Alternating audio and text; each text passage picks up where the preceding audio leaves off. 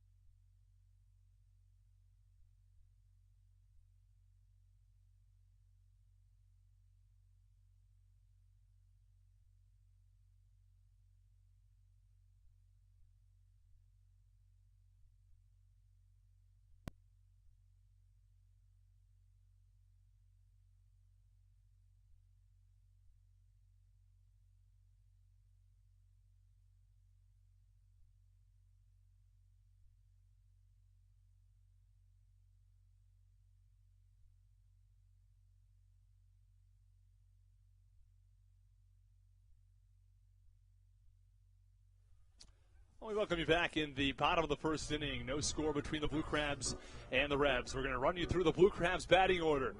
I'll also tell you a little bit about the starting pitcher for the York Revolution, Nick Travieso, and also tell you the defensive alignment for the Revs. First pitch, a little bit upstairs for ball one, and the count 1 ball and no strikes on Jack Sundberg. Let's run through the Blue Crabs starting batting order as Travieso missed outside for the first pitch. 1-0 offering now. That's up and away. And the count 2 balls and no strikes. Well, the Blue Crabs have an identical order to Sunday's batting order. Jack Sundberg in center field leads off. Michael Wolanski at second. It's Jared Walker, the 3-hitter. He's in left field. David Harris is the cleanup hitter. He's also the DH today.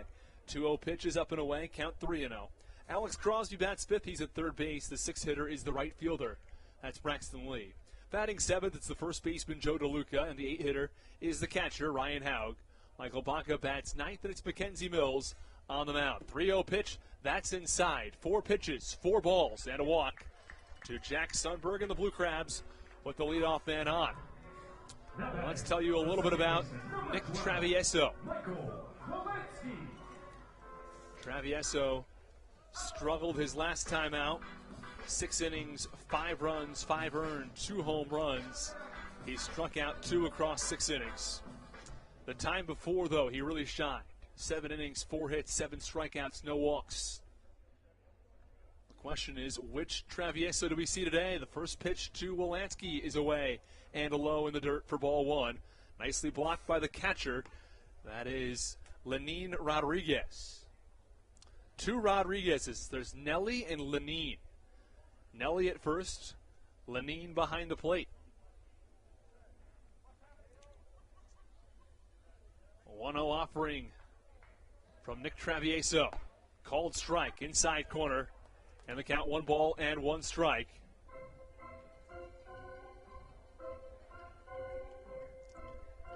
In his career, he also reached as high as Double-A. That was in 2016 when he pitched 117 innings. 2-1 pitch, breaking ball on the outside corner, the 1-1 I should say. Count now 1 ball and 2 strikes after throwing 5 consecutive balls to start his outing. Travieso throws a breaking ball for a strike, painting the corner, and the count 1-2. No score on the bottom of the first inning between the Revs and the Blue Crabs. The 1-2 pitch, swinging a ground ball towards second. It's the second baseman who steps on the bag, fires to first. It's in time for a double play. Jeffrey Perez fielding the high chopper on a short hop. He stepped on second base, turned and fired to first in time for a double play. A 4-3 double play, and there are 2 away in the bottom of the first inning. Now batting, the left fielder, number 24, Jared Walker.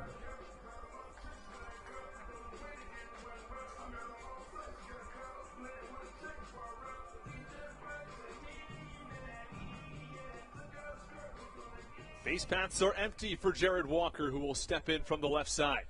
We'll run you around the Revolution defensive alignment after this pitch. It's low and in for ball one, and the count 1 ball and no strikes. 2 away in the bottom of the first inning, no score from the Reg in Waldorf.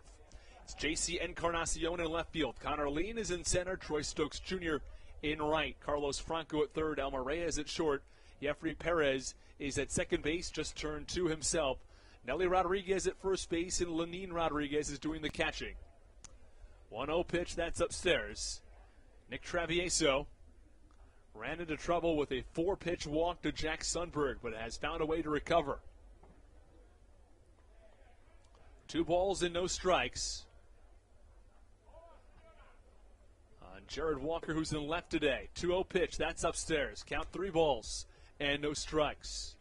We're glad you decided to join us on a Tuesday evening. The Blue Crabs had the day off yesterday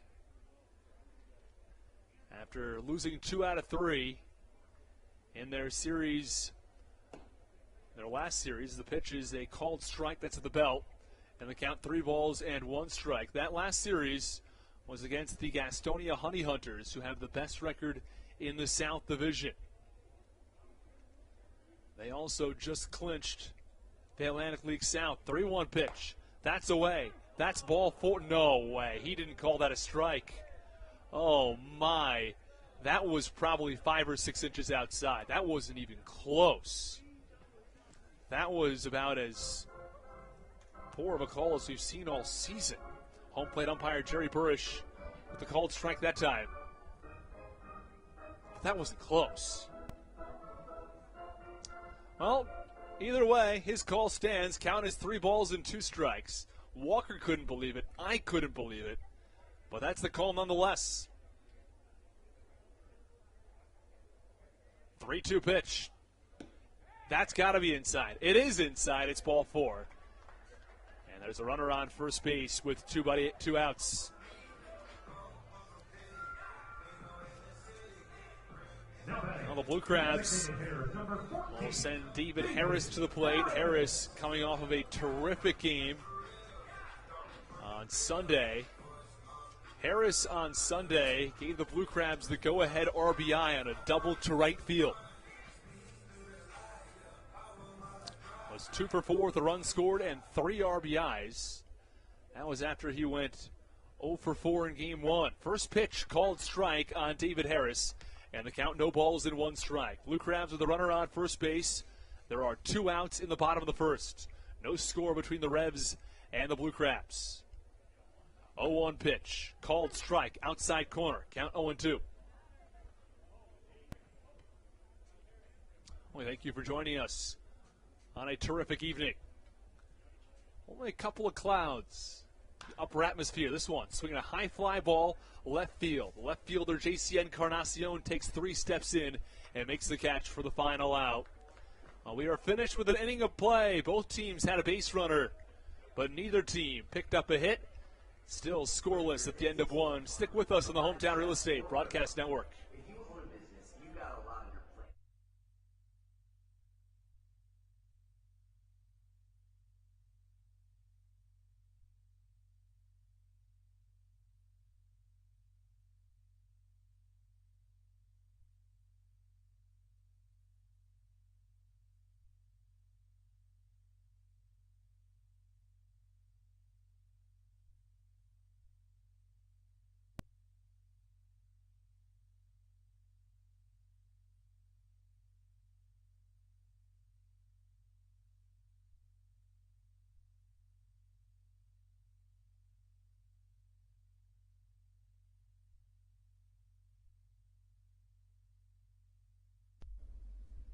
This is Dalton Geeky, and you're listening to Hometown Real Estate Broadcast Network.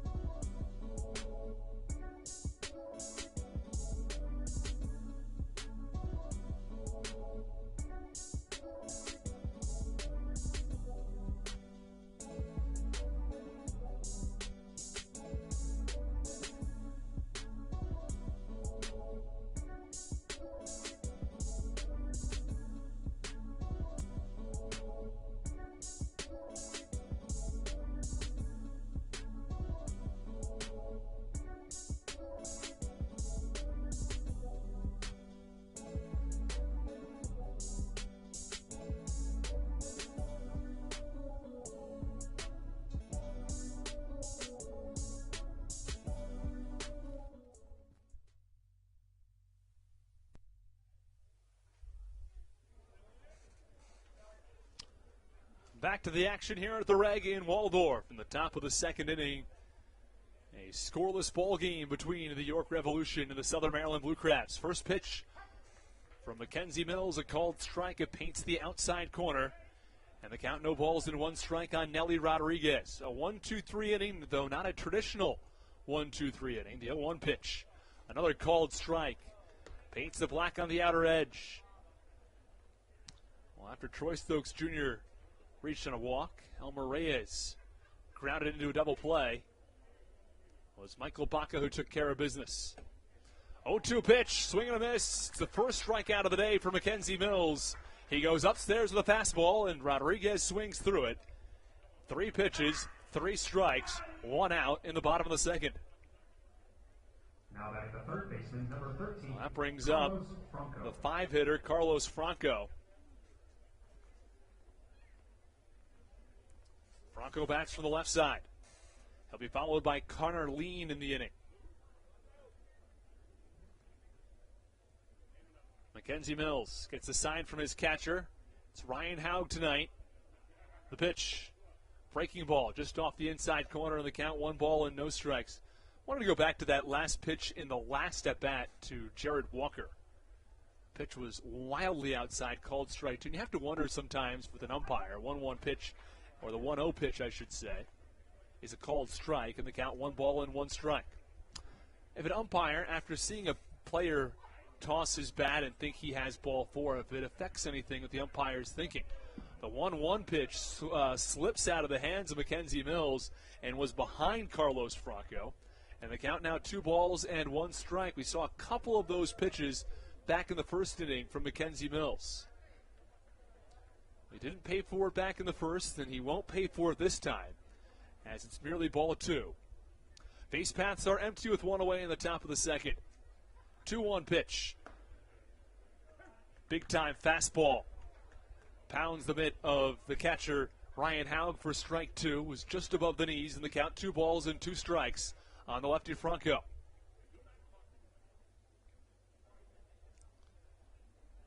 2-2 pitch. Ground ball over towards short. Molansky shades slightly toward first base. He fields and tosses, and it's in time for the second out. Now batting your Landon's Ices and Creams Catering. Here comes Connor Lean with 2 away in the top of the second inning. Well, Connor Lean is playing with his 3rd team in the Atlantic League already this year.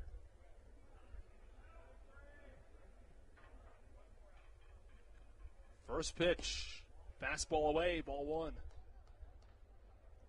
Lean only spent that first series with the Blue Crabs when Southern Maryland played in Lexington, Kentucky.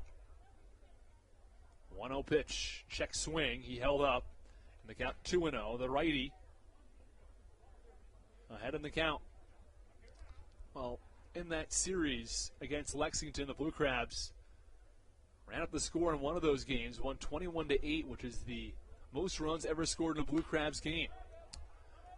2-0 pitch, popped up behind home plate. Ryan Haug gives chase, and he makes the catch right up against the netting for the final out. I thought that ball was going to soar into the seats. It did not. It stayed in the yard, and Ryan Haug made the catch for the final out. Well, that will do it in the top of the second inning. A 1-2-3 inning from Mackenzie Mills. 6 up and 6 down for the lefty as we go to the bottom of the second inning. The Blue Crabs coming back when we come back. Management partners located right here in Waldorf. Call them today at 301-885. All Pawn is Southern Maryland's premier pawn shop and is the official pawn shop of the Southern Maryland Blue Crabs. Stop by and say hello today. They've been a part of the Southern Maryland community for 18 years. If you need some cash to hold you over, or if you're just doing some spring cleaning and want to clear some stuff out, please bring it by All Pawn and let them make you an offer. If you have broken jewelry or some that you just don't want anymore, please bring it by and they'll pay you more than anyone in the Tri-County area. They're located on 301 in White Plains, just south of DeMar Road. Go Blue Crabs!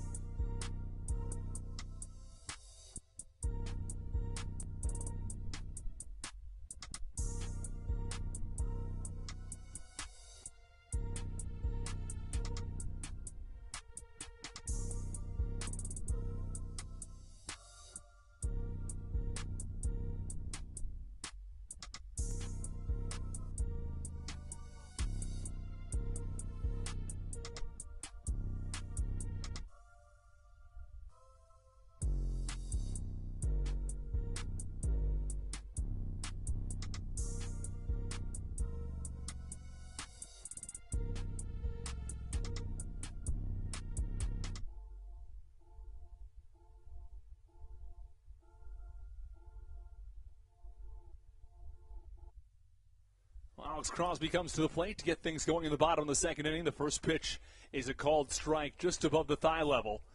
And the count, no balls and one strike on the lefty, Alex Crosby. This game scoreless in the bottom of the second. 0-1 pitch, hard hit grounder to the first base side, foul. And the count 0-2.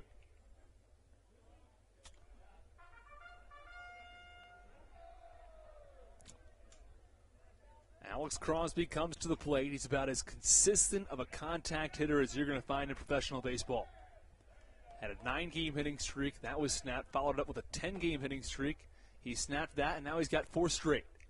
0-1 pitch, or 0-2 pitch, actually. A little bit upstairs. Count 1 ball and 2 strikes on Crosby.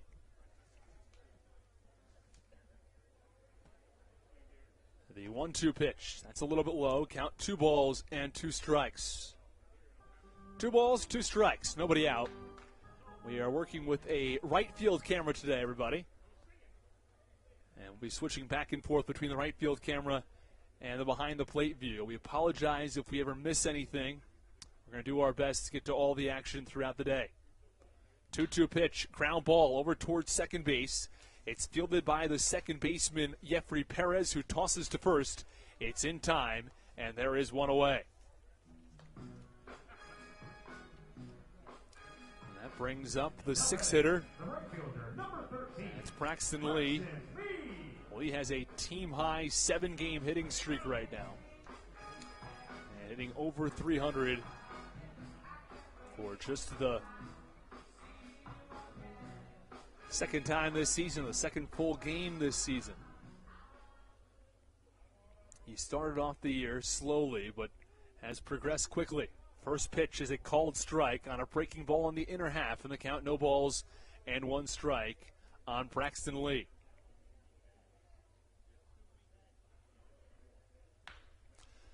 This one on the ground over towards shortstop. It's fielded by Elmer Reyes. Strong throw across the diamond. It's in time. 2 up and 2 down to start the bottom of the second inning. Well, we've gone through more than an inning and a half, almost 2 full innings of play, and neither team has a base hit to their name. 3 walks issued, 2 walks issued by Travieso. And there is 1 walk that was issued by Mackenzie Mills. Here comes Joe DeLuca, who digs in from the left side, kicks around some dirt with his cleats, steps out, and will step back in. You're looking for a long routine. Joe DeLuca's got one. It's a lot of partial swings, which helps with the swing path. First pitch is a big wave and a miss, and the count, no balls and 1 strike. 2 away now in the bottom of the second inning. We're going to get to our trivia question, but that's not till the top of the 4th.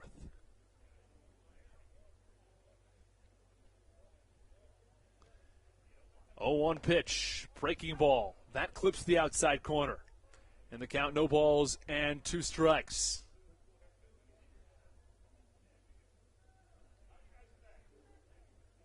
Joe DeLuca steps back in from the left side. 0-2 offering.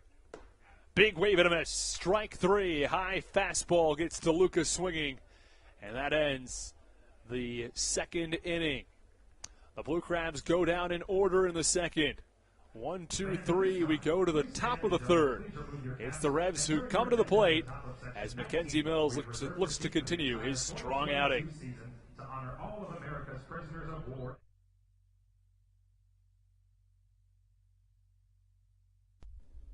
This is Matt Latos, and you're listening to the Hometown Real Estate Broadcast Network.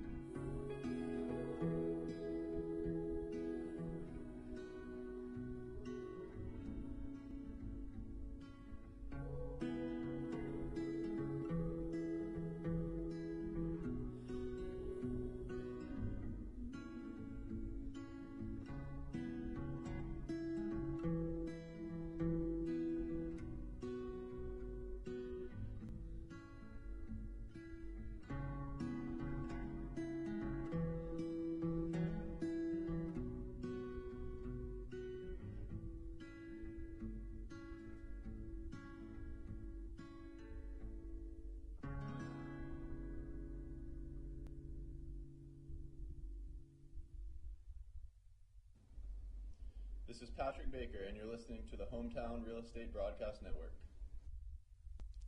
Back in the top of the third inning, it's JC Encarnacion who will get things started from the right side. First pitch from Mackenzie Mills. Fastball, that clips the outer edge. The count, no balls and one strike. This ball game is scoreless. It's also without a hit as we enter the third inning of play. 0-1 pitch, that misses inside. Count 1 ball and 1 strike. Between the two teams, there have been a total of 3 walks, but 2 double plays have negated those base runners. 1-1 pitch, a little bit low. Count 2 balls and 1 strike. Let's give you the umpires for today's ball game. Jerry Burrish is at home plate. At first base, Mike Mackey. At third base, it's Mike Williams. 2-1 offering. A little bit low. Count 3 balls and 1 strike.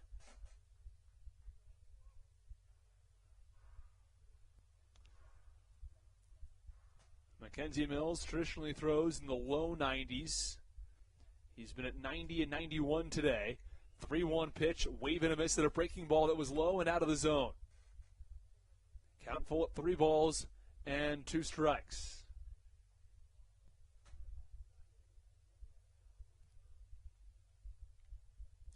Encarnacion waves the bat behind his helmet. 3-2. Ball 4, a little bit inside, and there's one on with nobody out. It's the second walk issued by Mackenzie Mills today.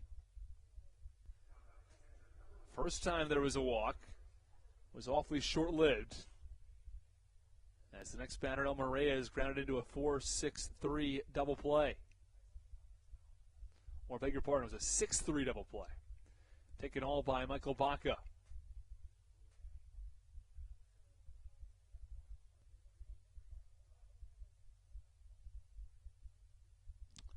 Mills set, gets a sign from Haug.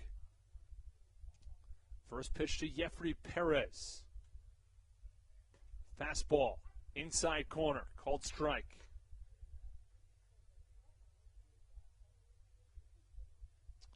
No balls and 1 strike with nobody out.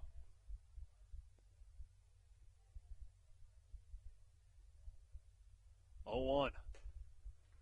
Count 1 ball, no balls and 2 strikes on a big wave and a miss from Perez. No balls, 2 strikes, nobody out.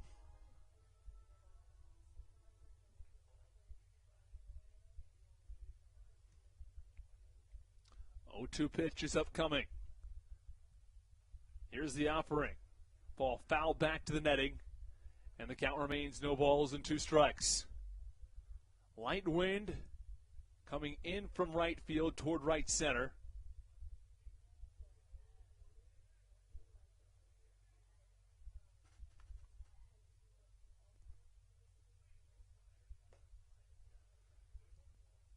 Oh, 0-2 pitch, a little bit inside, and the count 1 ball and 2 strikes.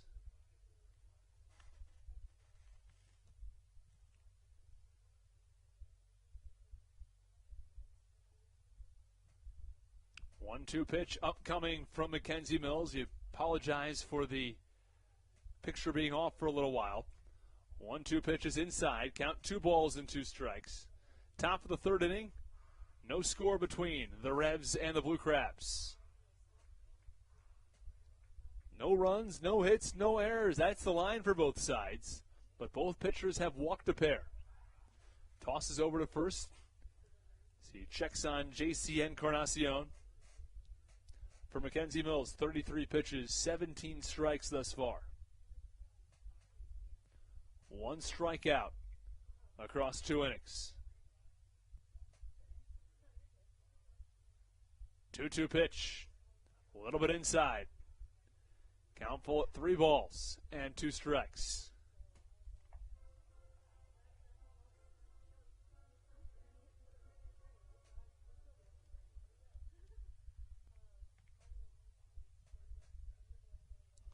Three-two once more. That's up and away. It's ball 4. Back-to-back walks issued by Mackenzie Mills. They were with deep counts as well. It's not like he's missing wildly. But back-to-back walks, no matter which way you cut it. Not a great start to the third inning.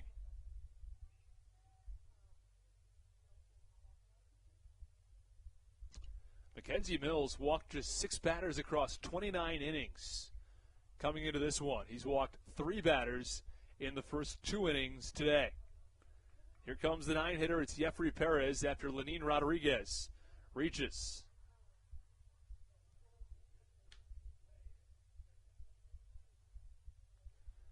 Runner goes, double steal. Haug to throw to second. It's a good one. It's in time. Lenin Rodriguez thrown out trying to steal second, but the bigger piece of news for the Revs is that there's a runner on third base with just 1 out. A stolen base for J.C. Encarnacion. Either way, Haug helps out his pitcher as he throws out the runner, Lenin Rodriguez. Jeffrey Perez at the plate. Pitch, swinging a high pop-up in the infield. Exactly what the doctor ordered for the Blue Crabs. Wolanski under it, just about 15 feet behind the pitcher's mound, and he makes the catch for the second out.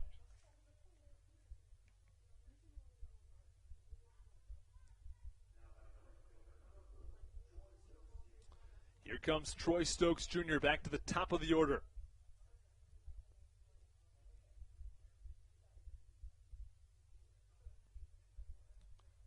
Troy Stokes Jr., he bats from the right side. First pitch, fastball, it's away, it's ball 1.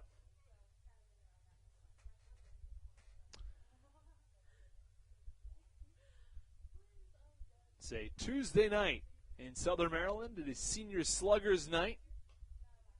1-0 pitch, that's away, count 2 balls and no strikes.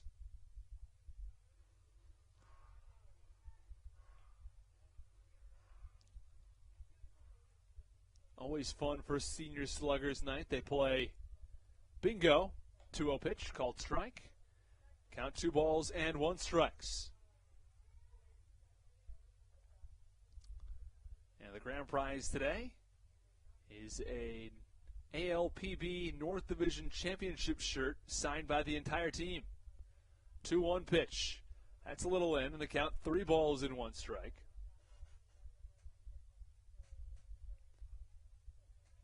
Uncharacteristic of Mackenzie Mills falling behind in these counts. This time behind in the count 3-1 with 2 outs, 3-1 pitch. A little bit upstairs, ball 4. There are 2 away, but there are runners on the corners. That was his 4th walk actually, issued by Mackenzie Mills. The 3rd walk in this inning alone.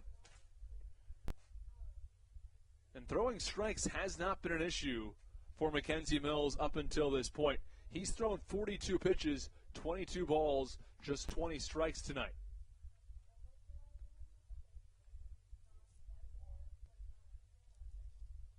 We'll give you his most recent numbers against Staten Island and his last 2 starts after this pitch. The first pitch is inside for ball 1. Haug does not bother throwing down to second base as it is quickly swiped by Troy Stokes Jr. So now it's 2nd and 3rd with 2 outs. Still a scoreless ball game in the top of the 3rd. 1-0 delivery. That's inside. Count 2-0.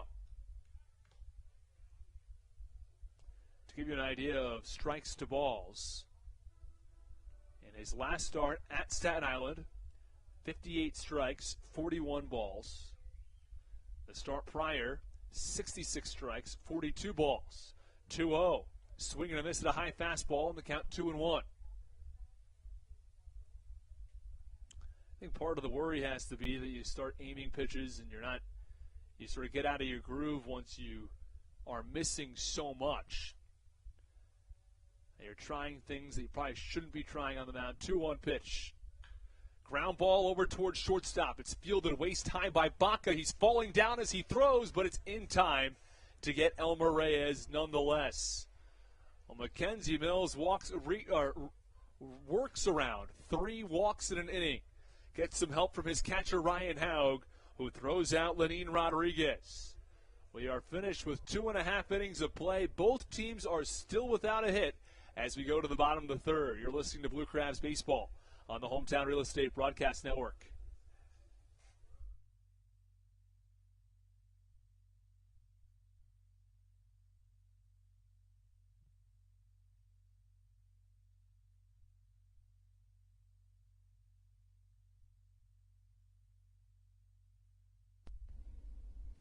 This is Daryl Thompson, and you're listening to the Hometown Real Estate Broadcast Network.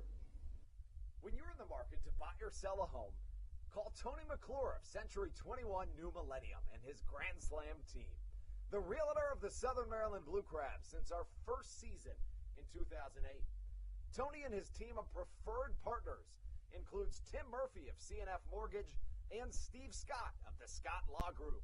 Together, they will ensure that your real estate needs are nothing short of a grand slam.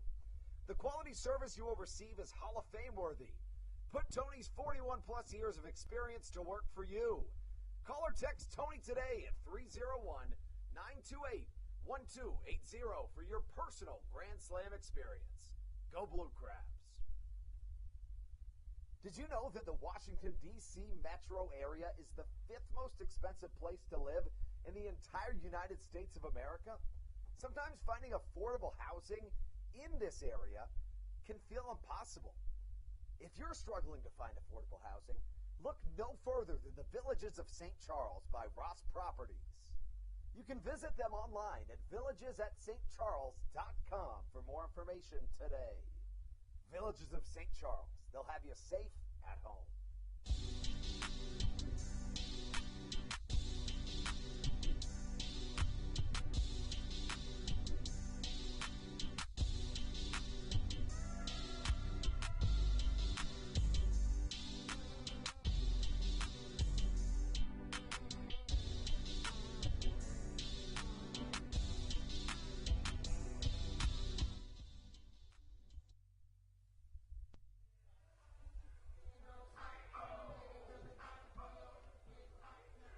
Well, Mackenzie Mills worked around 3 walks in the top of the third inning.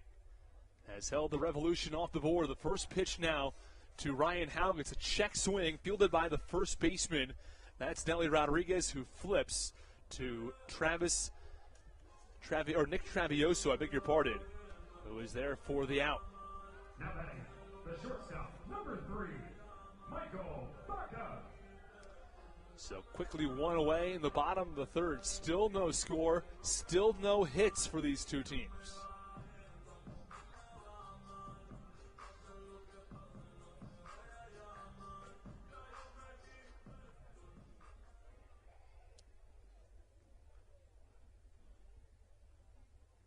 Travieso. First pitch, a little bit low for ball 1. Count 1 ball and no strikes. Both teams without a hit through more than 2.5 innings of play. 1-0 pitch. That's upstairs and inside. Count 2 balls and no strikes.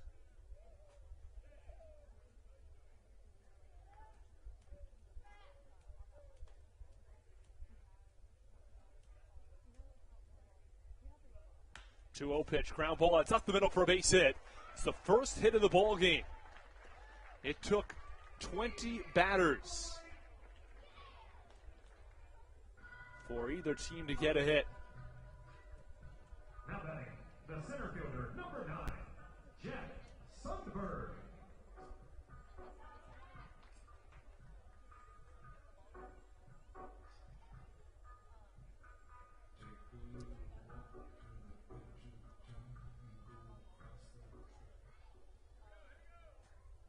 Well, we've got a trivia question that will be related to this start to the ball game. So you might want to get to thinking about this one. First pitch is low for ball 1 on the leadoff hitter, Jack Sundberg. Runner on first base with 1 out. It's Michael Baca, who singled to get things going in the bottom of the third inning. Nick Travieso, set of the chest. 1-0 pitch called ball. Throw down to first base, and Baca scampers back to the bag. The count 1-0. Got a fun trivia question for everybody. Has to do with the facts pertaining to today's ball game. And the limited hits. We'll give you the exact wording, the exact question after this. Runner goes, 2-0 pitch. It gets away from the catcher, Lenin Rodriguez, who runs back to the backstop to get it. Meanwhile, it's Michael Baca who easily advances to second base. 3-0 as Nick Travieso has had a lot of trouble finding the strike zone. Goes down as a stolen base, though.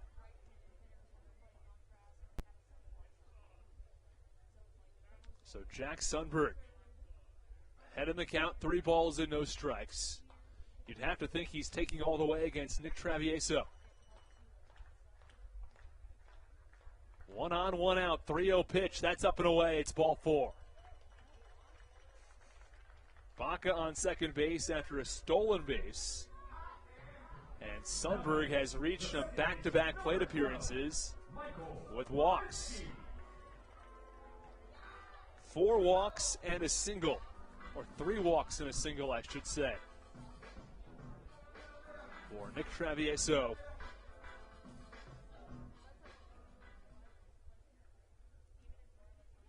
Nick Travieso, 35 pitches, 18 strikes, 17 balls.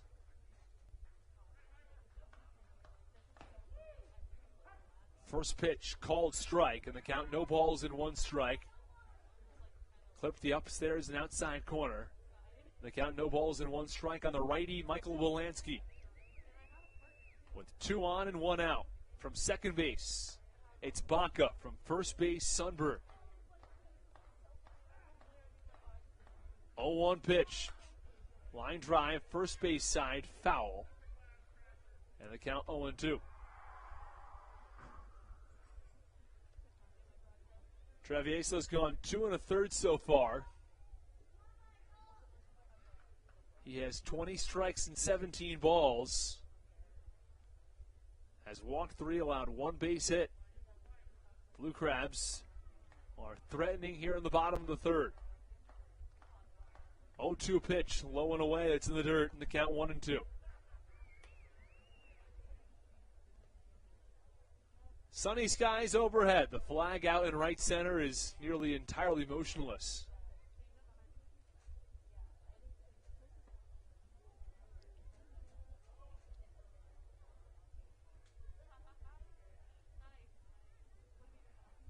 One, 2, low and away. Count 2 balls and 2 strikes on the righty, Michael Wolanski. After getting ahead of the count, 0-2, Travieso has brought the count back even at 2 balls and 2 strikes on the righty, Michael Wolanski, who's hitting .306 on the year. His time with the Blue Crabs, though, he's hitting over .360. 2-2 pitch, low and away, 3-2.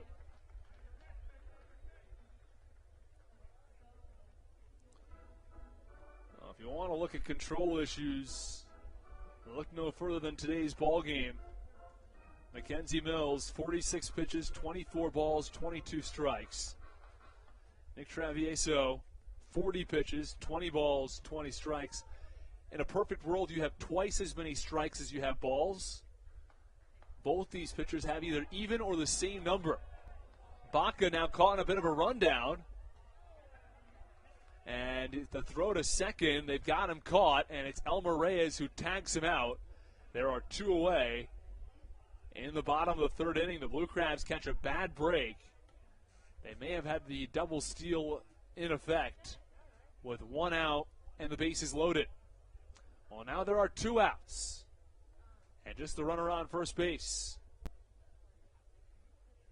Well, Sundberg will certainly be in motion now.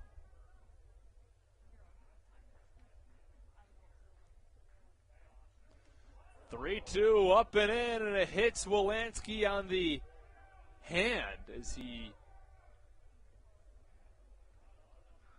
tries to move his hand around there and ensure that it's all right and it's got movement and everything. He shakes it out. 2 on and 2 outs. Well, Nick Travieso certainly got lucky picking off Michael Baca, because otherwise the bases would be loaded for the Blue Crabs with 2 outs.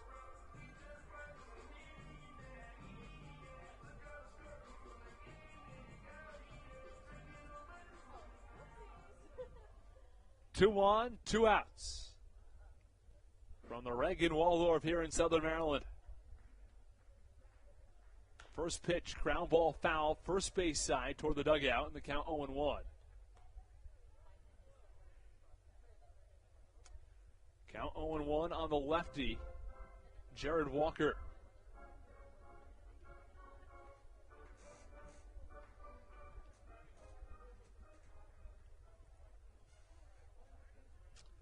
Everybody got the day off yesterday. I think everybody could use a day off yesterday. 0-1 pitch. Line drive foul behind home plate. Count 0-2. I think everybody from players to staff, between all the travel this team's had recently to get an extended homestand and then have the day off right in the middle.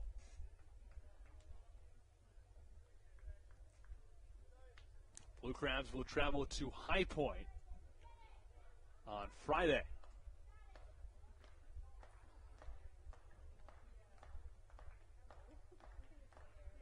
Oh, 2 pitch. That runs way inside. And the count 1 ball and 2 strikes. Count 1 and 2 on the powerful lefty, Jared Walker. And the Blue Crabs all blue jerseys. The navy blue as the body of the jerseys, but the numbers are in light blue with the light blue on the shoulder blades as well. Blue on blue. That's an interesting look. I like it. 1-2 pitch, ground ball foul, first base side. And the count remains at 1 ball and 2 strikes. This ball game is scoreless as we inch towards the end of the 3rd inning. Travieso has thrown 45 pitches, 23 strikes. This will be the 46th pitch thrown from Nick Travieso. Mills has 46 pitches thrown as well.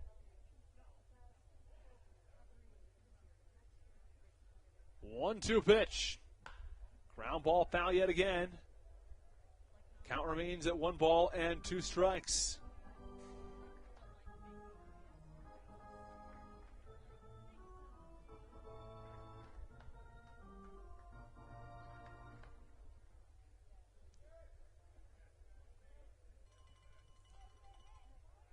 Travieso set. 2 on, 2 out. Blue Crabs looking to strike first. Pitch to Walker. That's low. They motion to the 3rd base umpire, Mike Williams, who's surprised they even asked, and he said he didn't go around. Count 2 balls and 2 strikes. 2 balls, 2 strikes, 2 outs, 2 on in the bottom of the 3rd inning. Blue Crabs are searching for their 2nd hit of the ball game.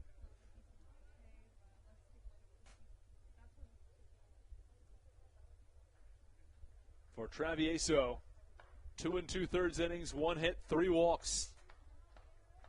2-2 pitch. That's inside. Ball 3. Count full at 3 balls and 2 strikes. Terrific day for some baseball with Sundberg on 2nd base.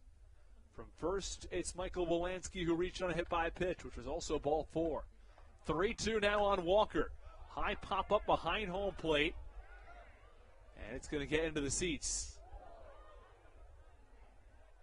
A fan was taking cover. I'm not sure if it ended up hitting her. May have gone a little bit behind her toward the concourse level. I'm not entirely sure where that ball is now, though.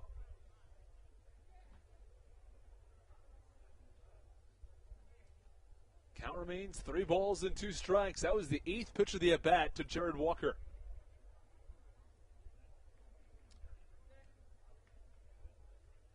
It was a leadoff single from Michael Baca. Ground ball up the middle. Followed it up with a walk to Sundberg.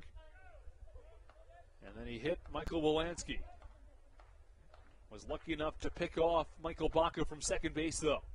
Runners go. Pitch. That's called strike 3. Oh, my. Jared Walker cannot believe it. He said that's the second time. Second time. He said he did it in the first at bat, and now it's the second time. And he's saying what's going on here. As he's called out on strikes, a pitch he thought was a little bit low and in. Either way, it's strike 3 called to end the bottom of the third inning. Well, we are finished with 3 innings of play. Our TrackMan technology tells us that one missed by at least 3 solid inches, low and out of the zone. And we go to the top of the 4th. This ball game still scoreless. You're listening to Blue Crabs Baseball on the Hometown Real Estate Broadcast Network.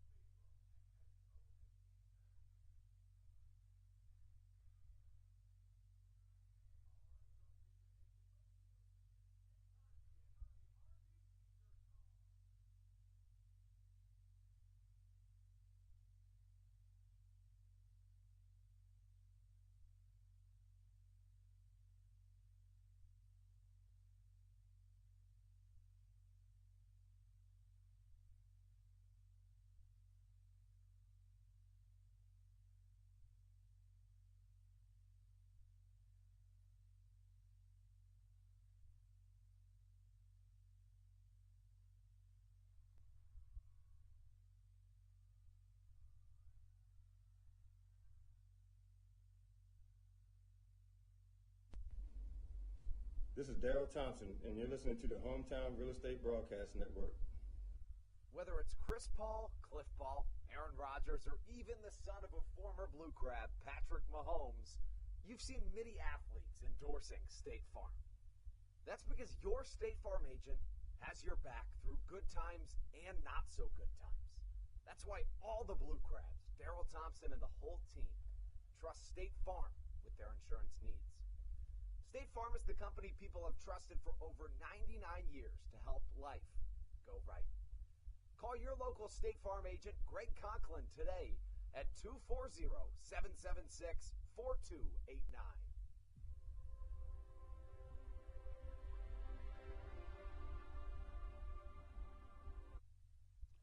Well, Melky Mesa will get things started in the top of the 4th inning in a scoreless ball game between the Revolution and the Blue Crabs.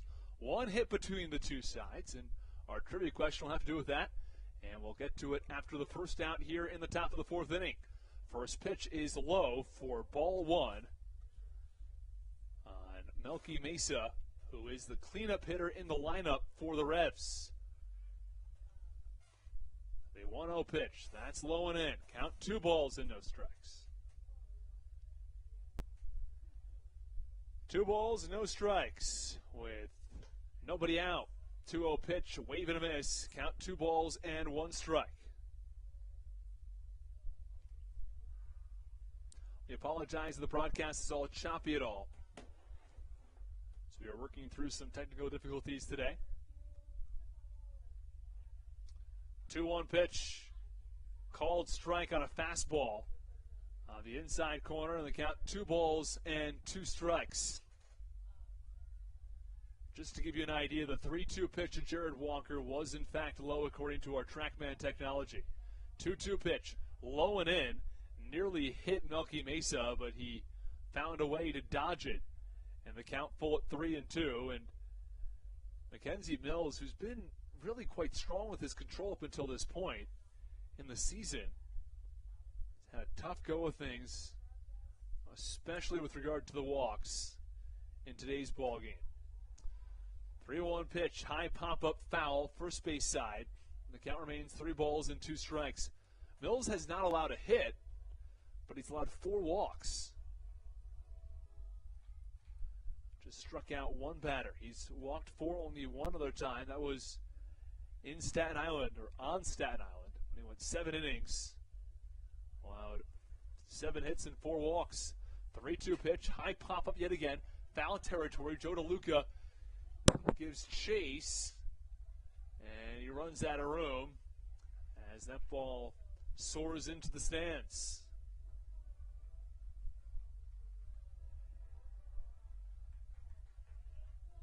Still nobody out in the top of the fourth. As far as games with one hit are concerned, this is about as slow moving as you're going to find. We're in the top of the fourth inning.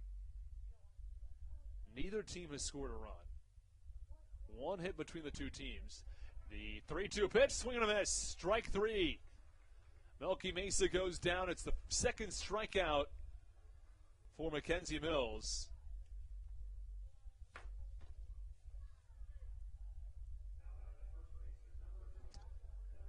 Here comes Nelly Rodriguez, who went down on strikes back in the second inning.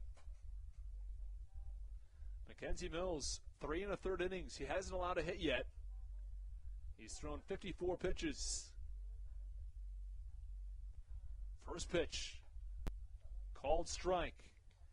Count no balls and 1 strike. 28 strikes now for the lefty. Just 27 balls.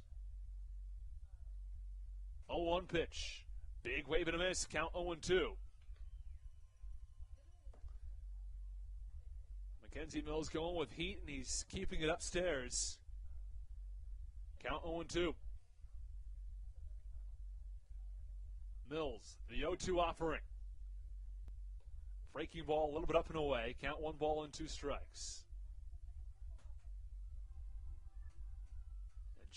Jared Walker very upset with the umpiring today from Jerry Burrish behind the plate. We'll get back to that in just a moment. There was one pitch. That was a called strike that missed by probably 6 inches. 1-2 pitch. Check swing. They motioned down to first. And the first base umpire, Mike Mackey, said he held up. Count 2 balls and 2 strikes. Pitch was low in the dirt. And the first pitch that Walker was upset by missed wildly outside. It was not close. But it was a called strike nonetheless. And then more recently, our pitch technology tells us that last pitch that was a strike 3 was low and out of the zone. 2-2 pitch up and away, and the count 3-2. And he was very upset with that call as well. It's on a 3-2 pitch, too. It would have loaded the bases for the Blue Crabs instead of end of the inning in the third. This one, swinging a high fly ball, deep left center field, back to the warning track at the wall. It one-hops the wall and goes over. It's an automatic double. And the first hit of the game as Nelly Rodriguez sends one deep to the gap in left center. And it is a runner on second now with 1 out for the Revs. Roped a double to the gap in right center. Some would call it a ground rule double, but there's a difference between a ground rule double and an automatic double. An automatic double is when the ball bounces and then goes over the wall. That's considered an automatic double. A lot of people call it a ground rule double. A ground rule double is a specific double that has to do with the ground rules of that ballpark. So if a ball goes into the ivy in Wrigley Field, then it's a ground rule double because it's a double based on the ground rules of the ballpark. First pitch swinging now from Carlos Franco. Line drive foul, third base side. As it bounces just maybe a few feet foul of that third base line, and the count 0-1. So this one goes down as an automatic double to Nelly Rodriguez. 1 on, 1 out. Count 0-1 on the top of the fourth.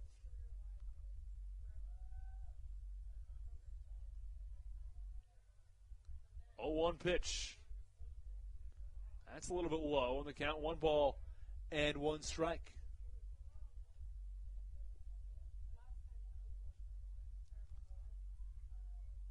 Each team now has 1 hit as we are on the top of the fourth inning in a scoreless ball game. 1-1 from Mills. Check swing. And it's Carlos Franco who managed to hold up, according to the third base umpire, Mike Williams, who seemed surprised that they even referred down to him at third base. Franco in scoring position, or I beg your pardon, Nelly Rodriguez in scoring position with Franco at the plate. 2-1 pitch. That's low. 3-1. 64 pitches now for Mills. 31 strikes for the lefty. at risk of walking his 5th batter of the game. The pitch, that's ball 4, a little bit outside, and it is the 5th walk from Mills. Again, he hasn't been giving up a lot of hits, just 1 hit. It came here in the 4th, but the walks have been a consistent theme for the lefty tonight. He walked 4 batters in his last game. He's walked 5 today. Total's 9. You combine his other 9 starts, he's walked a total of just 10. So over his first 9 starts, he'd walked 10 guys. In his next 2 starts, he's walked 9. Gives you an idea that the control issues have been recent for Mills. They haven't cost him yet in his ERA, but that could change very quickly. After Franco walks, it's Connor Lean who digs in.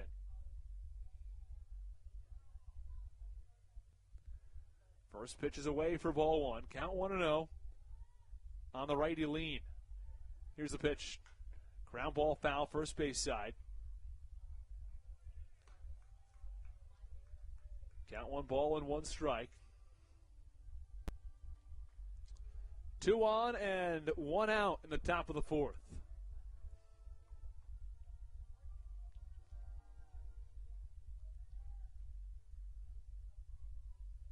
Mills stares in at his catcher and gets a sign from Ryan Haug. 1-1 pitch, foul back to the netting, count 1-2.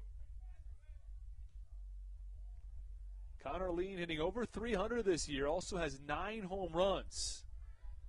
And the Blue Crabs had him to start the season, but the thought from manager Stan Clyburn is the Blue Crabs have just too many outfielders.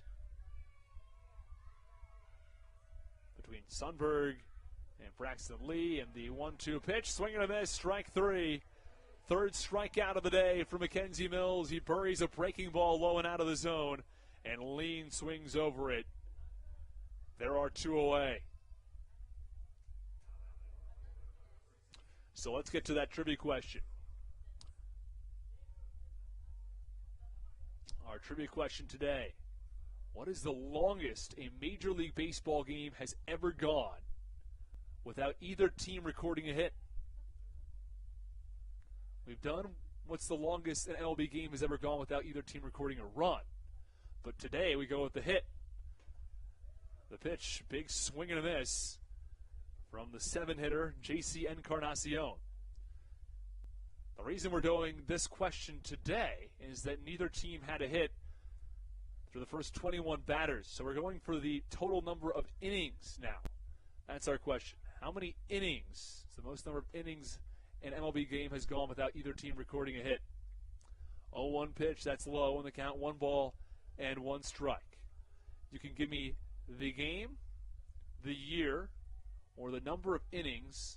Any of those answers would be accepted. We're going to write the question in the YouTube chat after this. If you have any shout-outs you'd like to get to, please write them in the YouTube chat. We'd be happy to get to them as well.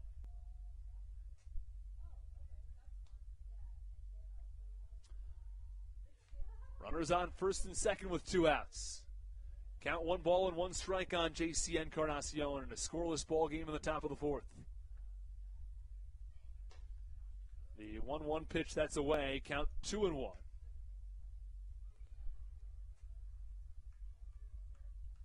Field lights on tonight as we approach sunset in Waldorf, Maryland.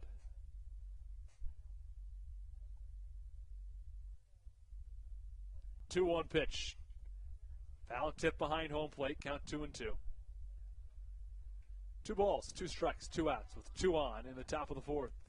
The 2 teams have combined for 2 hits.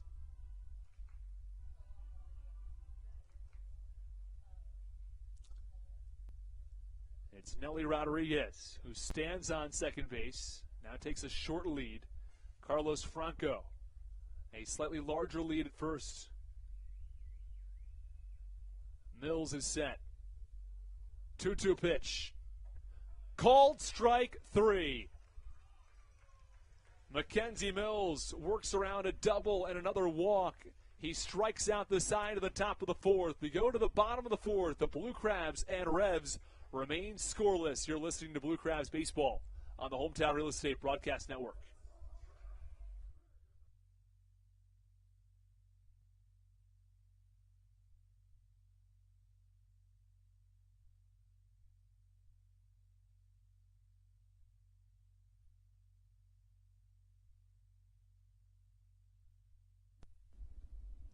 This is Patrick Baker, and you're listening to the Hometown Real Estate Broadcast Network. When you need a win on the road, don't get left stranded. Make AAA part of your roster, and you'll always have someone on deck ready to get you home. AAA also offers car care, insurance, and travel services, and has stores conveniently located for Blue Crabs fans in Brandywine, Crofton, and Alexandria. Don't forget to ask them about membership discounts for military and first responders. Please visit AAA.com to learn more or to find a AAA location near you.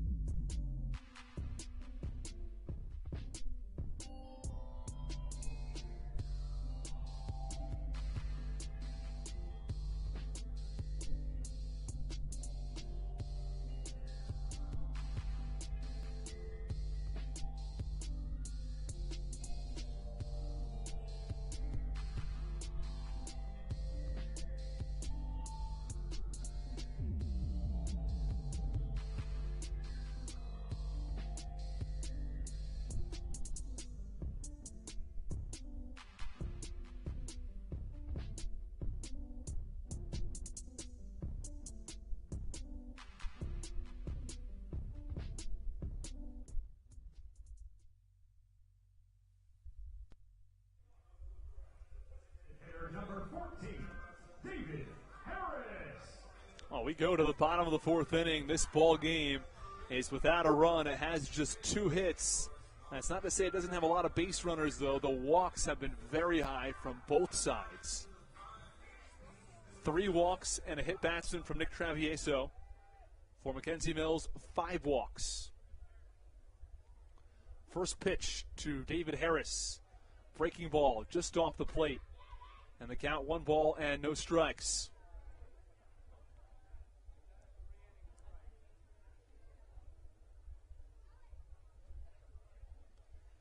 One-0 pitch. That's a called strike now on the outside corner. The count 1 ball and 1 strike. In the top of the 5th inning, we'll be joined by Taylor Hill, who is a high school student here in Waldorf, Maryland. 1-1 pitch. That one's a little bit upstairs. Count 2 balls and 1 strike. So she will join us for the top of the 5th inning. As the Blue Crabs and Revs remain scoreless. 2-1 pitch. High fly ball toward right field. It's as deep. Back toward the warning track at the wall. It's Troy Stokes Jr. who tracks it down. Only maybe 10 feet in front of the wall. Down the line in right field.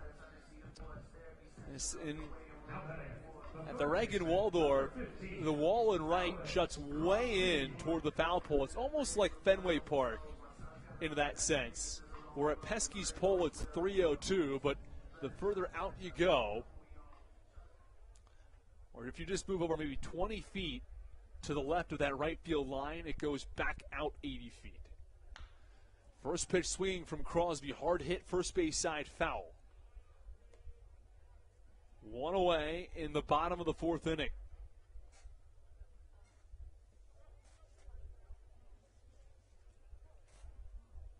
Still no score between these two teams. Just 2 hits combined.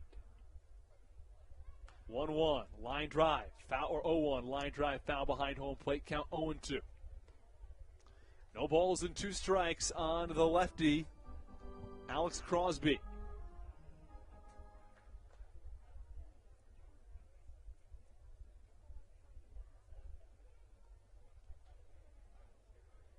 Crosby digs back in. 0-2 pitch. Line drive. Back to the netting once again, and the count remains 0-2. Alex Crosby to be followed by Braxton Lee.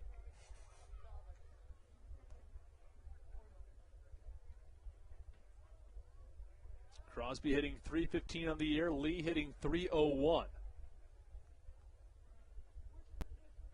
0-2 pitch, swing and a miss, strike three.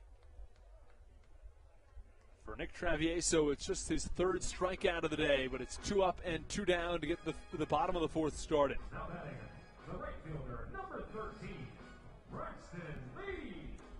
Braxton Lee comes to the mound.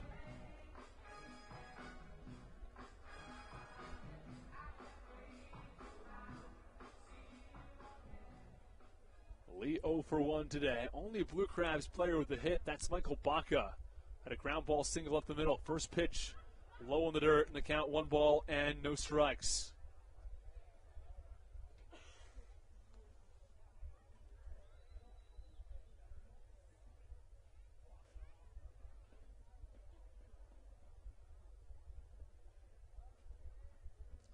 Travieso kicks around some dirt. This will be the 60th pitch thrown by the righty. For the Blue Crabs, Mackenzie Mills has thrown 74. To give you an idea, 4 innings, 74 pitches.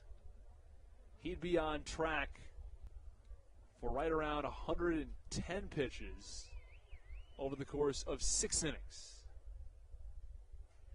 1-0 pitch, swinging a high fly ball.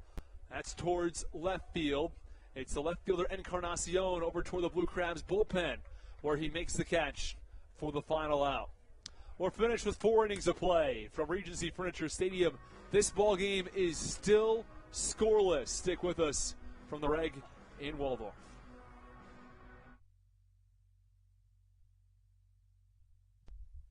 All Pawn is Southern Maryland's premier pawn shop and is the official pawn shop of the Southern Maryland Blue Crabs.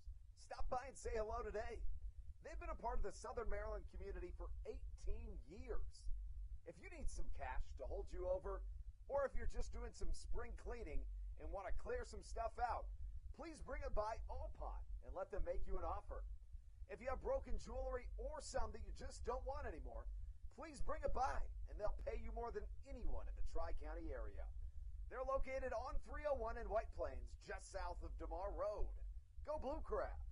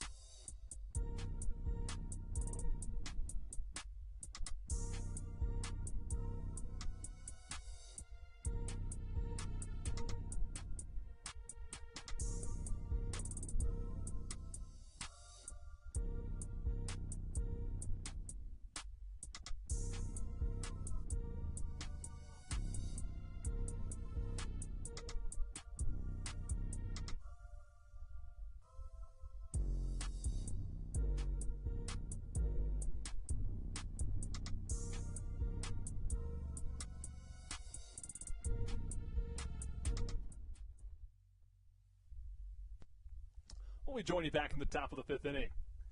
Mackenzie Mills back out on the mound. The first pitch swinging hard, flying drive, deep left center field. It's Jared Walker back in front of the Blackstone management sign where he makes the catch for the first out. Lenin Rodriguez gave that ball a ride. He walked back in the 3rd inning. This time he smokes one to left, but it's gathered by Jared Walker, and there is one away. Mackenzie Mills, so far in tonight's outing, 76 pitches, just 39 balls thrown by the lefty, or 39 strikes thrown, I should say. 37 balls. Control's been a bit of an issue for him, but he has not allowed more than just 1 hit the entire ball game. First pitch called strike. It's on the 9-hitter, Jeffrey Perez. Plays second base today. 0-1 offering.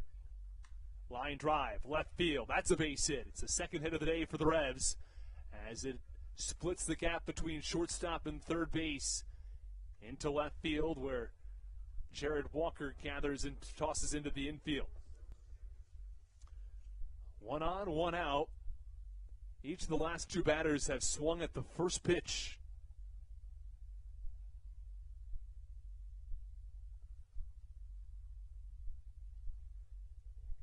Jeffrey Perez, short lead off of first base.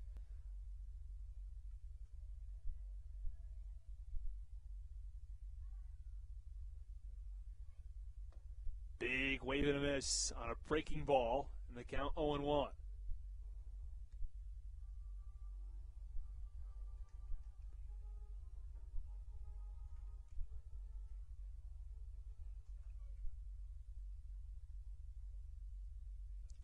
Guess the ball has come onto the playing field. Way out by that Bud Light sign in deep center field, and our home plate umpire, Jerry Purse, says we're not going to stand for that. We better get that off the field. Tosses it over the wall in center, and we'll be ready to play on. Count no balls and 1 strike now on Troy Stokes Jr. Stokes Jr. walked back in the first inning. He walked again in the third.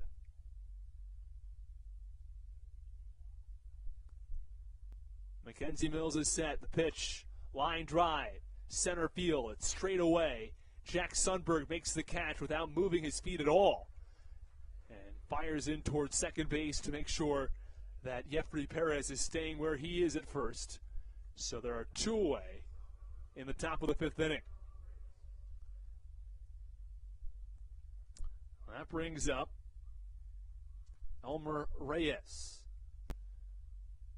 In today's ball game, Elmer Reyes is 0 for 2. Though he hits .321 on the season, that's the best average on this team aside from J.C. Encarnacion, who hits at .354. First pitch is up and away for ball 1. Mackenzie Mills has seen his ERA dip to 3.18 today. 80 pitches thrown through 4 2/3 innings of action. The pitch, that's up and away. Count 2 balls and no strikes in the top of the 5th inning. If he can keep the pitch count below, I'd say maybe 85, if he can get the final out in the next 3 pitches or so, he's got a real shot at getting to the 6th. But the pitch count remains up throughout this inning. He could have trouble getting through 6 innings of action. 2-0 pitch, called strike, count 2 balls and 1 strike. The positive for the Blue Crabs, though, is that he's just 1 out away from going 5 innings, which is the amount needed for the double hook designated hitter to not go into effect. So the Blue Crabs would keep their DH for the entire ball game. Mackenzie Mills tosses back to first base, which forces Jeffrey Perez back to the bag. York Revolution, no runs on 2 hits for the Blue Crabs. No runs on just 1 hit as we're nearly halfway through this ball game. We're so happy everybody could join us today. The 2-1 pitch, called strike. That clips the inside corner in the count. 2 balls and 2 strikes. Mackenzie Mills' control has been a little bit better. 44 strikes, 39 balls. So now more strikes than balls. That was not the case earlier in this one. And keep in mind, he has not allowed a run through 4 2/3 innings of work. So despite the fact the walks have been there, and he's only allowed 2 hits, 7 base runners total, no runs. And that's the bottom line, which signals that he's done his job tonight. 2-2 pitch. It's a check swing in the dirt. Did he go? No, he did not. According to the first base umpire, that's Mike Mackey. Meanwhile, though, it gets away from the catcher Ryan Haug, which allows Jeffrey Perez to advance from first to second. Runner on second base, 2 outs. Top of the 5th inning. The count is full at 3 balls and 2 strikes. This is where things could get tough for Mills. If he walks Reyes, then you get to the real heart of this order with Melky Mesa 3 and 4. And then you can get a couple guys on base and things start to get a little tougher for him. Count full. 3 balls, 2 strikes, 2 outs. Pitch, hard ground ball, third base side toward the Blue Crabs bullpen. And the count remains 3 balls and 2 strikes on the righty.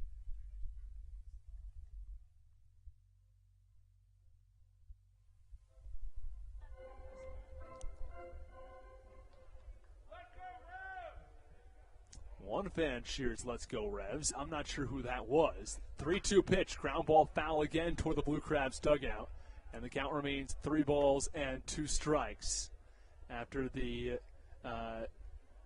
it's a chant of sorts, the jingle for the "Let's Go Blue Crabs." We didn't get any fans going with the "Let's Go Blue Crabs." You instead got one fan who said "Let's go Revs." I'm still looking to try to figure out where that fan was. Was it in the Revs dugout? It's possible. I'd be surprised if they had any traveling fans. 3-2 pitch. That's low and in. That's ball 4. And there's a runner on first base. A runner's on first and second now with 2 outs in the top of the 5th. Now batting the designated hitter number 29. So just to recap in this inning, it was Lenin Rodriguez who got things started. Mackenzie Mills recorded the first out before a single from Jeffrey Perez. Troy Stokes Jr. followed it up with an out, but it's Elmer Reyes who walks, and there are runners on first and second. First pitch, that's a little bit inside, and the count 1 ball and no strikes. Now, Mackenzie Mills hasn't missed wildly today. It's not like he's missing by 3 feet off the plate. The misses have been close, but they've still been out of the zone. That walk, the 6th of the day from Mills. 1-0 pitch, called strike on the inside corner, count 1-1. 88 pitches thrown from Mackenzie Mills. That was the 89th, actually. 47 strikes, 42 balls. Mills set.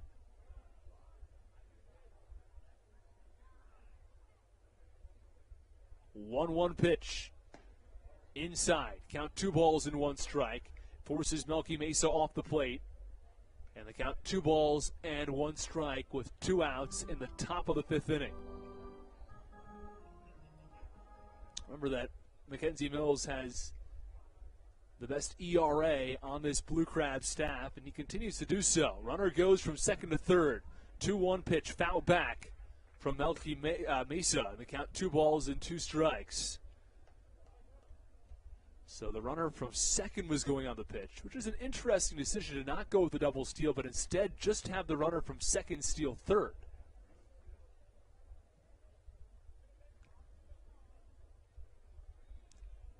There's a little bit of action in the Blue Crabs bullpen.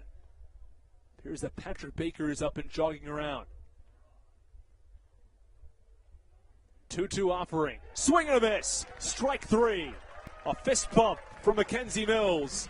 He's excited. The Blue Crabs get out of the 5th inning without allowing a run. He walked one. He allowed a base hit, but he escapes the 5th unscathed.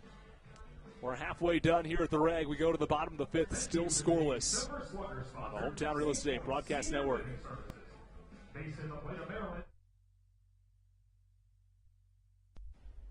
This is Joe DeLuca, and you're listening to the Hometown Real Estate Broadcast Network.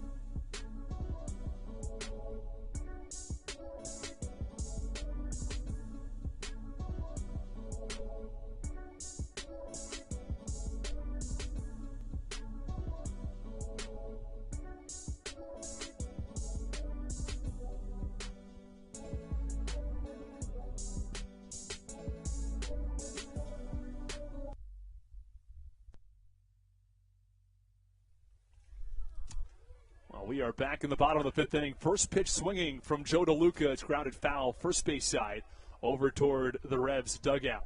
Nick Travieso back on the mound for his fifth inning of work. This ball game is still scoreless in Waldorf, Maryland. The Blue Crabs will send 7, 8, and 9 to the plate. DeLuca followed by Haug and Baca. 0-1 pitch from Nick Travieso. That's up and away, and the count is 1-1 strike. We're very excited to welcome a special guest onto the broadcast in the Hometown Real Estate Broadcast Network, Taylor Hill, a local high school student here who's been interested in broadcasting. Taylor, tell us a little bit how you got here. I've been interested in broadcasting for a little while now. Started out doing anchoring in elementary school and even called a softball game for the first time yesterday. This one, swinging a high fly ball, deep right field. That's back to the warning track at the wall. This ball is gone. A solo shot from Joe DeLuca over the wall in right field. It chased Troy Stokes Jr. back onto the warning track. He thought he might have a play on it. He did not. It's a home run for Joe DeLuca, his 5th of the season. And he shows off some of the pop in his bat on a deep drive to right. It is a 1-0 lead for the Blue Crabs. Taylor, we were waiting for a big hit for a long, long time in this ball game, and we finally just got it. Blue Crabs take a 1-0 lead. Number 2, Ryan Howe.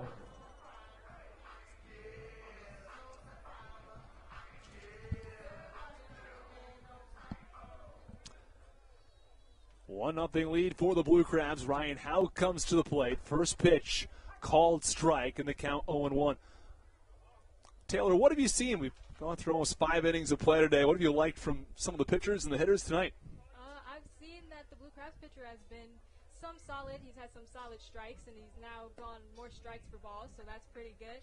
And I see the Blue Crabs have also had trouble getting on the bases in the inning, so hopefully we can get more on this inning. 0-1 pitch was a little bit outside. The Blue Crabs have struggled to get hits, that's for sure. Just their second hit of the entire ball game. The pitch to Ryan Haug, a called strike on the inside corner. I think he thought that was a little inside. Either way, the count is 1-2 strikes now on the catcher, Ryan Haug, but the Blue Crabs have to be excited. They have the lead for the first time this evening. Solo shot from Joe DeLuca. And with the Blue Crabs bullpen, it might be all the scoring we're going to see today. The 1-2 pitch is fouled off first base side, and the count remains 1-2. I'd be a little surprised if Mackenzie Mills finds his way back on the mound in the 5th inning, in the 6th inning, I should say. He's thrown over 90 pitches. And I would not expect him to finish the 6th inning with that pitch count. 1-2 pitch, a little bit low and away. Count 2 balls and 2 strikes. Well, tell us a little bit more about yourself. You talked about anchoring in elementary school. What have you done since then? Since then, I've been learning how to do AV stuff, working on cameras and trying to learn how to do broadcasting, commentating on games, and bouncing around sports. 2-2 pitch. Wave and a miss. Strike 3. A half-hearted defensive swing from Ryan Haug. He couldn't get a piece of it. Nick Travieso has his first out in the bottom of the 5th inning. Well, you talked about starting to do some broadcasting. Here you had your first ever play-by-play broadcast just this past weekend. Yes. I was doing it for a Little League softball game, and that was quite the journey. I had a great time yesterday. Sounds great. I heard it was a mercy rule game, so we got shortened to 5 innings. Is that right? Yeah, that's right. I am someone who's a big proponent of the mercy rule. The first pitch is low and away for ball 1. I think everybody involved can benefit from a mercy rule from time to time. Sometimes that's what you need. Sometimes the ball just doesn't get rolling off the bat. That's right. 1-0 pitch. Called strike again. That clips the inside corner. Well, there have definitely been some complaints about the home plate umpire Jerry Burrish tonight, especially Jared Walker. 1-1 pitch. Ground ball towards shortstop. It's slowly hit. Elmer Reyes charges in. He fields. He fires. It's in time to get Michael Baca at first base. They're 2 away. Going back to that point on Burrish, though, against right-handed hitters, those pitches that are on the inside corner, he's been very consistent on calling them strikes. So whether you like the call or you don't like the call, you know that the consistency's there. So it's going to be a strike every time you see that inside fastball. And our track man backs him up on it. That's a called strike according to our TrackMan software as well. So the base paths are empty. 2 outs in the bottom of the 5th inning. 1-0 Blue Crabs. Southern Maryland scored their only run on the solo shot as this one bounces in front of home plate. Knocks the mask off of the umpire, Jerry Burrish, as he goes running away from this one, and the pitch was wildly inside. It's been that kind of a game, though, as far as the accuracy is concerned from these pitchers. It has. They've been missing the box a little bit more today, more balls. We were talking about this a little bit earlier, but ideally a pitcher has twice as many strikes as they've got balls, and for both the pitchers tonight, it's been much, much closer than that. Travieso's done a little better as this game's gone on, but he's thrown 41 strikes and 32 balls. Ideally, you want 41 strikes and 20 balls. It is definitely one heck of an evening when it comes to strikes and balls today. That's for sure. The 1-0 pitch is inside. The count 2 balls and no strikes. And I'd say a couple of times there have been some strike calls from Jerry Burrish that Jared Walker certainly wouldn't approve of. And he thinks maybe there should be a couple more balls and a couple fewer strikes. Oh, for sure. Even I was surprised by that first call. The first one, according to our TrackMan software, was about 6 inches outside. The 2-0 pitch, that's low. The count 3 balls and no strikes on Jack Sundberg in the bottom of the 5th inning. Southern Maryland had just their second hit in the inning, but it was a solo home run over the pest control sign in right field. A real blast from Joe DeLuca. And for now, that's the difference in this ball game. Deep fly ball to right.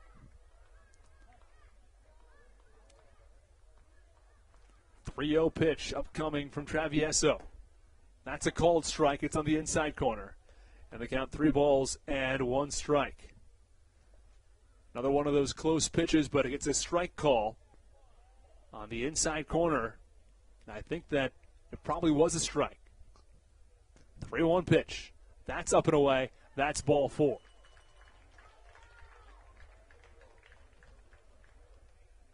One on with 2 outs in the bottom of the 5th inning. Brings up Michael Wolanski. The second baseman, number 12, Michael Wolanski. Well, Taylor, you talked a little bit to us about your anchoring and your interest in weather for a time and your interest in your most recent calling a game. What would you like to do? What's your dream job or your goal as a broadcaster? I think my dream job as a broadcaster would probably be to call a professional game and maybe here on the TV or on radio station. The runner goes in the pitch. It's upstairs. The throw down is second a little bit late. It skips away from the shortstop, Elmer Reyes.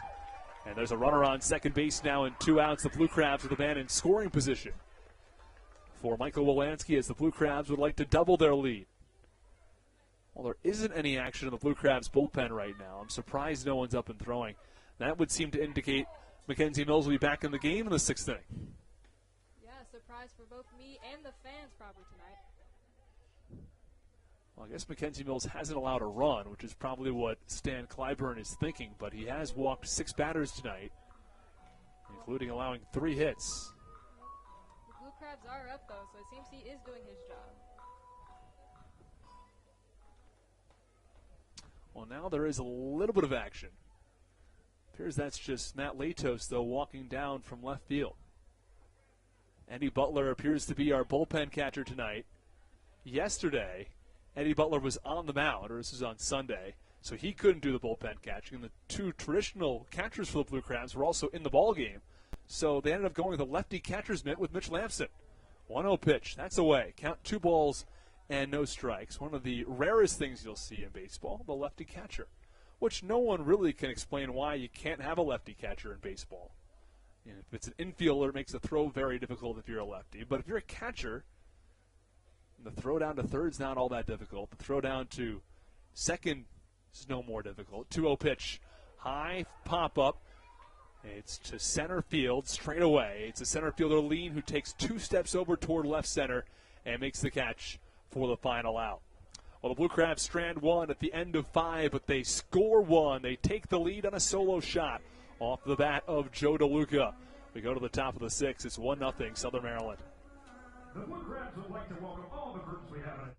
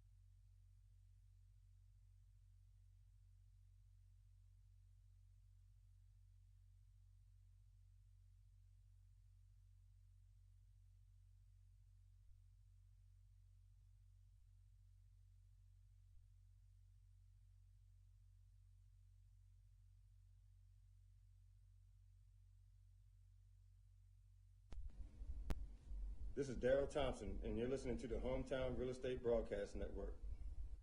When you're in the market to buy or sell a home, call Tony McClure of Century 21 New Millennium and his Grand Slam team. The realtor of the Southern Maryland Blue Crabs since our first season.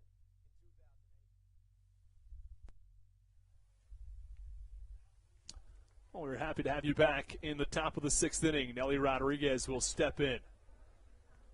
Southern Maryland has their first lead in the ball game, and the first pitch from Mackenzie Mills is outside for ball one. Austin Rooney joined by Taylor Hill. Taylor, can you tell us a little bit about what we've seen from Mackenzie Mills? His pitch count get up there a little bit. Yeah, his pitch count is up to 92 today, and he threw 99 last time, so probably we'll be looking to see him go out a little today. It's been a little wild, but he's gotten some great strikes in as well. A 1-0 pitch inside again, count 2-0. Have to imagine the leash isn't all that long. 2-0 pitch, high fly ball, right field. It sends Braxton Lee in just a few steps, and he makes the catch for the first out. You can hear over the PA system, hey, that's pretty good, and I'd agree with that sentiment. Now batting the third baseman, number 1 away in the top of the 6th. Franco. Here comes Carlos Franco, who bats from the left side. A lefty-lefty matchup here for Mackenzie Mills. He took just 3 pitches to get that out, and I think the idea here from Stan Clyburn has to be if he can continue to get pretty quick outs here, you leave him in the ballgame. First pitch, that's away. Count 1 ball and no strikes, but falling behind in the count's been the real issue for Mills so far tonight. Yeah, trying to get the count to be more strikes than balls in this game. 1-0 pitch, called strike. That's on the outside corner. The count 1 ball and 1 strike. So far today, 51 strikes, 45 balls for Mackenzie Mills. While he has more strikes than balls, you'd like that number to be far more strikes and fewer balls. And the 1-1 pitch is low. The count 2 balls and 1 strike. And it's been a consistent theme really on both sides. For Mackenzie Mills tonight, 5 1/3 innings of work. He's allowed 2 hits, but he's walked 6. No runs.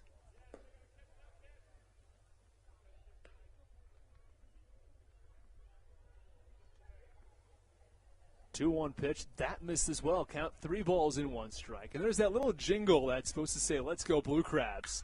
3-1 pitch. Hard hit ball through the right side for a base hit. It splits the first baseman, Joe DeLuca, and the second baseman, Michael Wolanski. And so it's a 1-out single. Number 6, Connor Lee. And there's a runner on first base. It's Carlos Franco as Connor Lean comes to the plate. Well, going back to that jingle, it's supposed to be Let's Go Blue Crabs. Instead, they're chanting Let's Go Revs. And where is that coming from? It's coming from the Revs dugout. So the players are getting in on the chant. The coaches are getting in on the chant. I think the Blue Crabs fans, they got to get something back. First pitch, that's a little bit low for ball 1 on Connor Lean. The count 1 ball and no strikes. Mackenzie Mills just threw his 101st pitch of the evening. Went 99 his last time out. His season high for most pitches in a start was 108. That was at home against Staten Island 2 starts ago. He's gone 100 or higher on just 3 occasions prior this year out of 10 starts.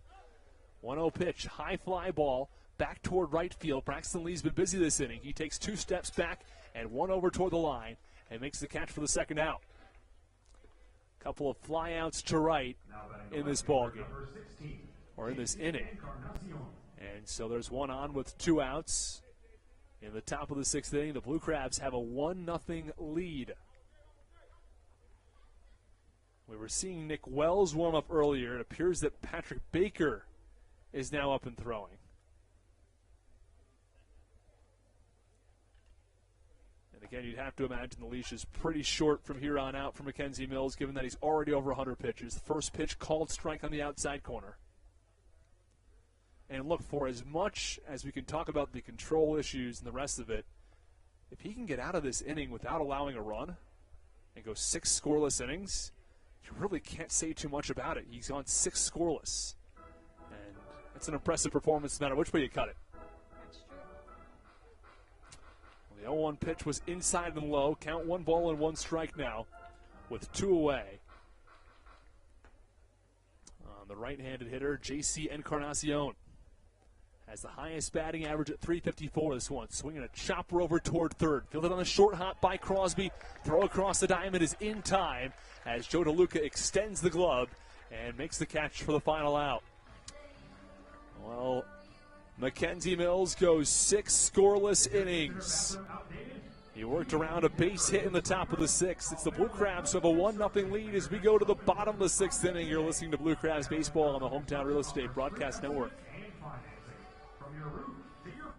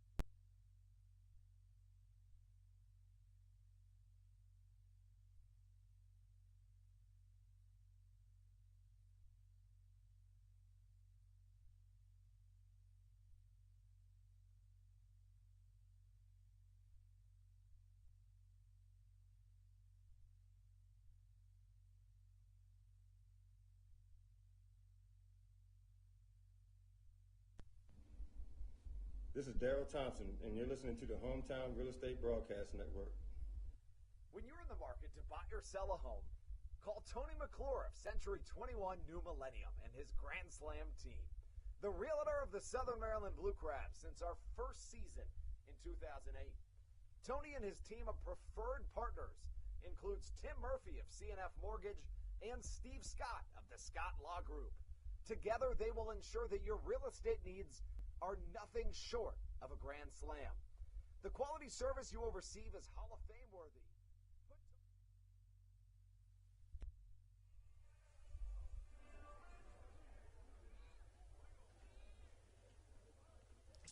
Well, we are back in the bottom of the 6th inning. The Blue Crabs have a 1-0 lead over the Revs. The first pitch from Nick Travieso. Called strike on a breaking ball to Jared Walker. Now, I can tell you what, Jared Walker is not a fan of the home plate umpire tonight, Jerry Burrish. I can't say that I am either, though. Austin Rooney, I am joined by Amanda Batchelder. The 0-1 pitch is a little bit outside, count 1 ball and 1 strike. Now, you make a good point, though. He's had a couple of questionable calls, to say the least. Obviously, we've talked on and on about the first call with Jared Walker. What would have been ball 4 ended up being strike 2. Followed by Carlos Franco later, who had ball 4, which should have been strike 2 or 3. 2-1 pitch, that's away in the count. Or the 1-1 pitch is away. Count 2-1 now on Jared Walker. Base paths are empty with nobody out. 1-0 Blue Crabs in the bottom of the 6th. 2-1 offering. Low in the dirt in the count. 3 balls and 1 strike. And it's one of those things where I understand, you kind of have a weird, everyone's got off days, right, obviously. But in this case, it felt very much like he had an off day in one direction against the Blue Crabs, and then he's got an off day going in the other direction for the Revolution, which is, not optimal at all. 3-1 pitch upcoming from Nick Travieso. It's upstairs. It's ball 4. Well, walks have been an issue for Travieso. He's thrown 85 pitches today, 44 strikes, and 41 balls. And, Amanda, that's just not the ratio you're looking for from strikes to balls. No, it really isn't. And to be fair, besides that one long ball from Joe DeLuca in the last inning, he had been doing all right. Just obviously, like you said, walking a lot of people, but that's been a problem on both sides. Yeah, Mackenzie Mills had 6 walks today. He allowed 3 base hits across 6 innings, but it was scoreless. The pitch, that one's a little bit upstairs. Walker going on the pitch, though, and he swipes second without a throw. The catcher, Lenin Rodriguez, lost the handle on the transfer between the glove and the throwing hand. And so it's a stolen base for Jared Walker. The count, 1 ball and no strikes on the cleanup hitter, David Harris. I think the difference between the Revolution and the Blue Crabs, at least in the pitching department right now, is the Revolution haven't really seriously started warming anybody up in that bullpen over there. Pitch count's also lower on Travieso. First pitch, or the 1-0 pitch now, fastball at the belt for a called strike. Count 1 ball and 1 strike. Travieso has thrown 87 pitches now, so he's got a little room before he starts closing in on 100 pitches. 1-1, that's upstairs, count 2-1. But if control continues to be a factor, Amanda, I'd imagine they're going to start warming someone very quickly. Exactly. It's also weird to see, like you said, not close to 100 like Mills was, but also having given up that run. He's not in that same position that Mills was in that last inning, or even, up until this point. That's a good point. Mills had gone 5 scoreless at that point. This point, Travieso's gone 5+ innings. He's allowed a run, and he's got a runner on second base as well. For the Blue Crabs, if you're David Harris here, you're a cleanup hitter, you're a power guy, you don't want to lay down a bunt, but the number one thing has to be get that runner over to third base so you can at least have the opportunity to get a sacrifice fly from there and try to extend your lead. 2-1 pitch, wave and a miss on a breaking ball. It was low, was out of the zone, and Travieso fooled Harris, who is 0 for 2 today. He has the best batting average on the Blue Crabs for a full season at .339. You don't need to be the hero in this situation. Like you said, you don't really need the long ball here, but just advance the runner, and you've done something productive. 2-2 pitch, swing and a miss, strike 3. Fastball at the knees, and Harris swung over it. There is 1 away in the bottom of the 6th inning. Now batting, the third baseman, number 15, Alex Crosby. The Alex Crosby followed by Braxton Lee, and the hero thus far, Joe DeLuca. Runner on second base with 1 out.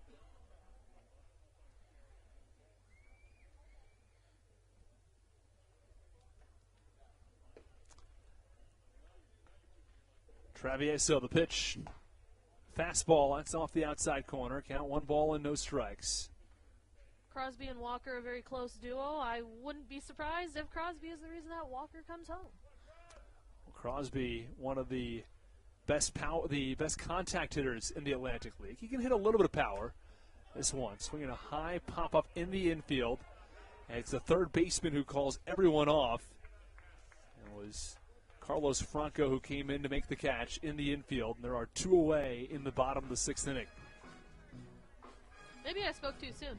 Now batting, the right fielder, number 13. Well, brings up Braxton Lee, and maybe Braxton Lee can get the job done for the Blue Crabs.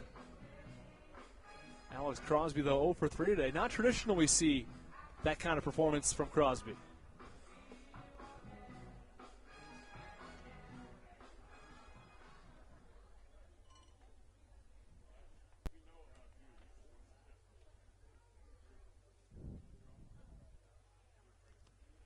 First pitch to Braxton Lee, that's low. The count 1 ball. The count is now 1 ball and no strikes. 1 ball, no strikes, 2 outs.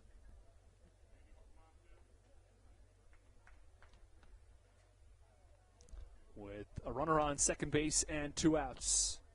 I was lucky enough to watch Braxton in batting practice earlier today, and he was hitting with quite a bit of power. I was very surprised. 1-0 pitch is outside, count 2 balls and no strikes. Braxton Lee not a power hitter by any means. He's a contact guy.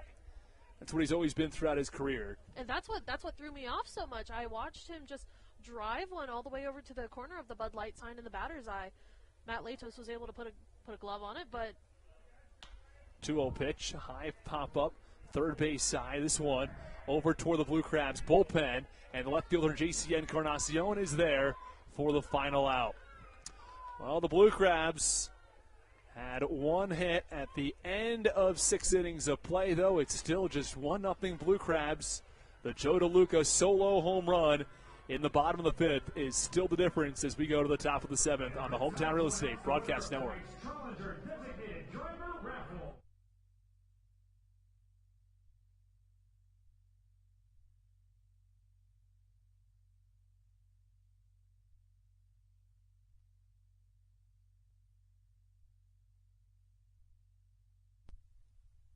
American Radiology is the clear choice for all of your medical imaging needs. With locations in Charles and Calvert counties, they offer a full range of imaging services. Some of their latest innovations included 3D mammography and wide-open MRIs for our claustrophobic patients. For your convenience, they even offer extended weekday hours and Saturdays. For more information or to schedule an appointment, visit their website at AmericanRadiology.com. When you're in the market to buy or sell a home, call Tony McClure of Century 21 New Millennium and his Grand Slam team, the realtor of the Southern Maryland Blue Crabs since our first season in 2008. Tony and his team of preferred partners includes Tim Murphy of CNF Mortgage and Steve Scott of the Scott Law Group. Together, they will ensure that your real estate needs are nothing short of a grand slam. The quality service you will receive is Hall of Fame worthy. Put Tony's 41-plus years of experience to work for you. Call or text Tony today at 301-928-1280 for your personal Grand Slam experience. Go Blue Crabs.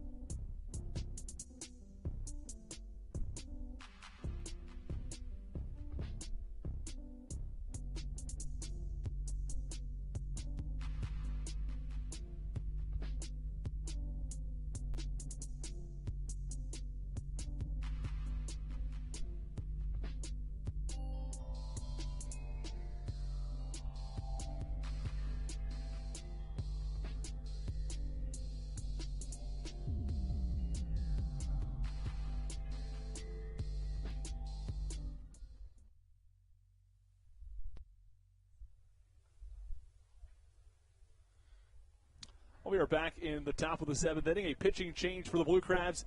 It's Patrick Baker who comes to the mound. The Blue Crabs still have a 1-0 lead. And Amanda, what were the numbers on Patrick Baker so far this year? I mean, he looks pretty good. He's got a 2-1 record. He's got a 0.84 ERA, a 1.13 WHIP. Honestly, probably the best guy out of that Blue Crabs pen.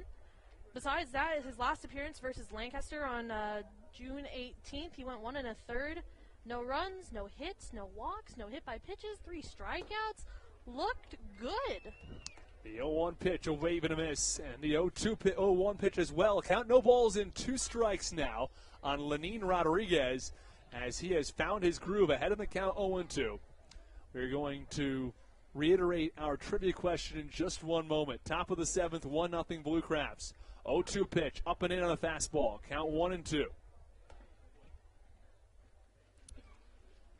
Our trivia question today, what is the longest that an MLB game has gone without a hit? We have a couple of answers from fans so far. And this is a singular game. In a singular game. Okay, because I was going to say one answer, but now I know that answer is wrong. I'm, like, really bad at your trivia. 1-2 pitch is upstairs. Count 2 balls and 2 strikes. We have a couple answers. We'll let you know what those answers are after this pitch. 2-2 offering upcoming from Patrick Baker. Here's the pitch. Ground ball towards third. It's a high chopper coming in and fielding the bare hand by Crosby. Throw to first. He got him. Oh, what a play by Alex Crosby. Charging in at third. He fielded it with the bare hand. He fired to first. It was in time. And there's one away. A sleek defensive move by the first baseman turned third baseman this year. Second baseman, number 2, Jeffrey Perez. We've seen his pop at the plate all year long. But it's the defense this time around. So our answers to the trivia question so far. Dennis Moore says he thinks the game has gone 17 innings without a hit. Brian Houck says 47 and a third innings. Brian, you're just not quite in the ballpark tonight. First pitch is a little bit outside for ball one on the 9-hitter Jeffrey Perez. My official guess is going to be 11 and 2/3. All right, 11 and 2/3 it is. 1-0 pitch. High pop-up foul. Third base side out of play. No balls and one strike.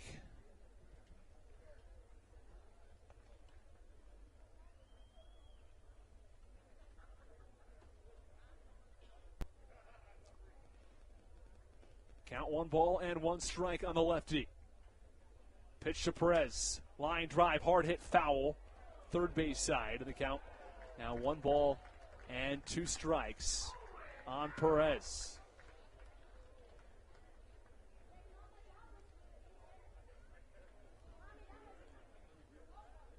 He's 1 for 2 today. Has one of just 3 hits so far in this ball game for the Revs. Baker. Pitch. That's away. Count 2-2.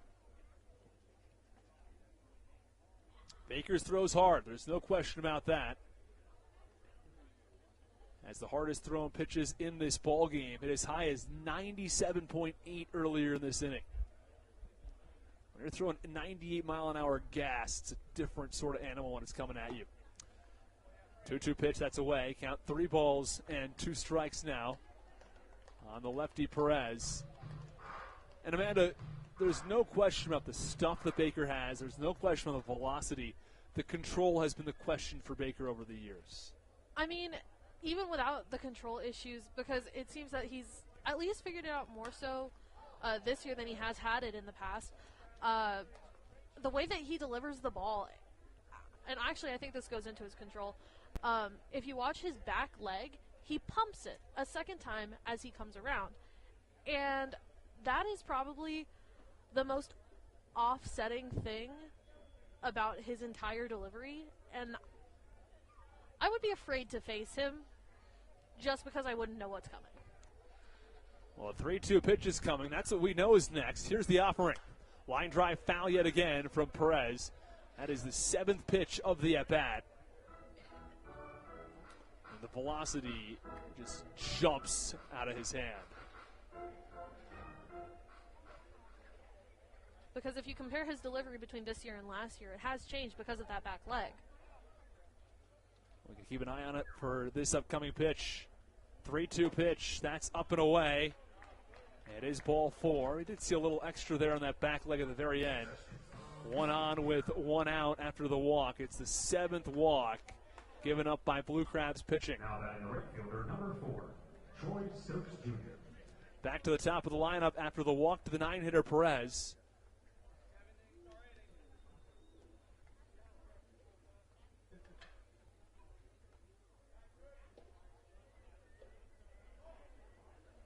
Here is Troy Stokes Jr. He bats from the right side. Stokes will be followed by Reyes and Melky Mesa.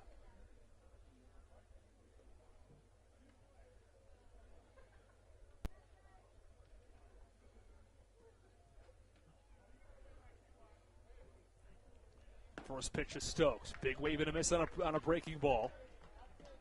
Took something off at that time. And, man, a big difference between when he throws that fastball and throws heat at 97, and then he hits the breaking ball, and you have a 15-mile-an-hour differential there. I mean, it's obviously working for him, and it's...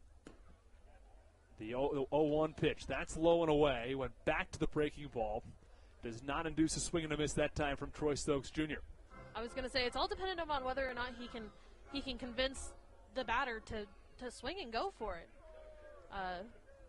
Granted, I mean that's every pitcher's job, but you know that's heavily based on, or that's what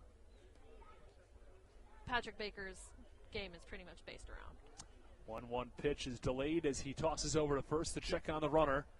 It's Perez from first base after a walk with one out in the seventh. 1-0 Blue Crabs.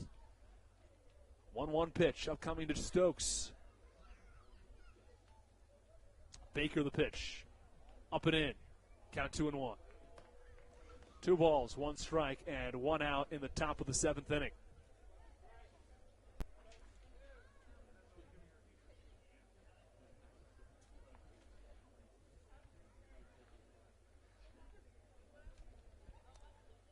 Runner on first base. Here's the 2-1 pitch. A little bit outside. Throw down to second base. Deflects off of Wolanski's glove into center field. That allows the runner to advance to third base. So now Perez on third. And the count is 3 balls and 1 strike on the batter, Troy Stokes Jr. In a game like this, when it's a 1-run margin, all of a sudden you got a guy on third base. The leash can't be all that long on someone like Baker. With that said, there's no one warming up in the bullpen. I don't think that's inherently a Baker thing, though. No, I don't think it is either. I'm just saying that in general, you've got a guy on third base with 1 out, and he's behind in the count, 3 balls and a strike in a 1-run ball game. Of course, that's true. 3-1 pitch, fouled off first base side, count 3-2.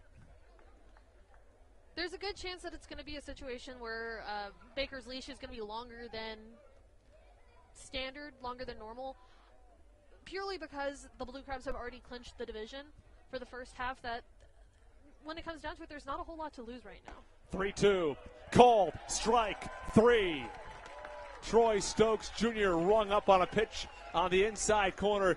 He can't believe it. He has quite a few words for the home plate umpire tonight, Jerry Burrish. And Troy Stokes Jr. gets hit the road jack as he goes down looking on strikes. It's one of the great songs the Blue Crabs use following strikeouts as Elmer Reyes comes to the plate. Mandy, you a fan of it? Oh, I love it. And I think the best use of it was in this past series against Gastonia when Jack Reinheimer struck out, and they got to play Hit the Road Jack for Jack Reinheimer. First pitch, foul ball, first base side. It hits to the seats. And the count, no balls and 1 strike. Makes it a little extra special when the guy's name is actually Jack. One of the most famous songs, really in history of recent, last century of music, especially in blues, and it's a really great song. 0-1 pitch, foul back, count 0-2. And it applies in so many ways in sports, too. It's also a song I've heard used at the end of ball games when fans are headed out, and it's Hit the Road Jack. I think I've heard it in the context of hockey before, when a guy gets put in the penalty box. Yeah, I could see that. Good song all around, though. Count, no balls and 2 strikes. 2 outs in the top of the 7th. 1-0 Blue Crabs. Baker looking to work out of a jam. Here's the 0-2. Ground ball slowly over towards shortstop. It's fielded by Baca. The throw to first is in time. Patrick Baker walks 1. The runner made it all the way to third base, but he works his way out of the jam. The Blue Crabs still have a 1-0 lead as we go to the bottom of the 7th. Stick with us on the Hometown Real Estate Broadcast Network.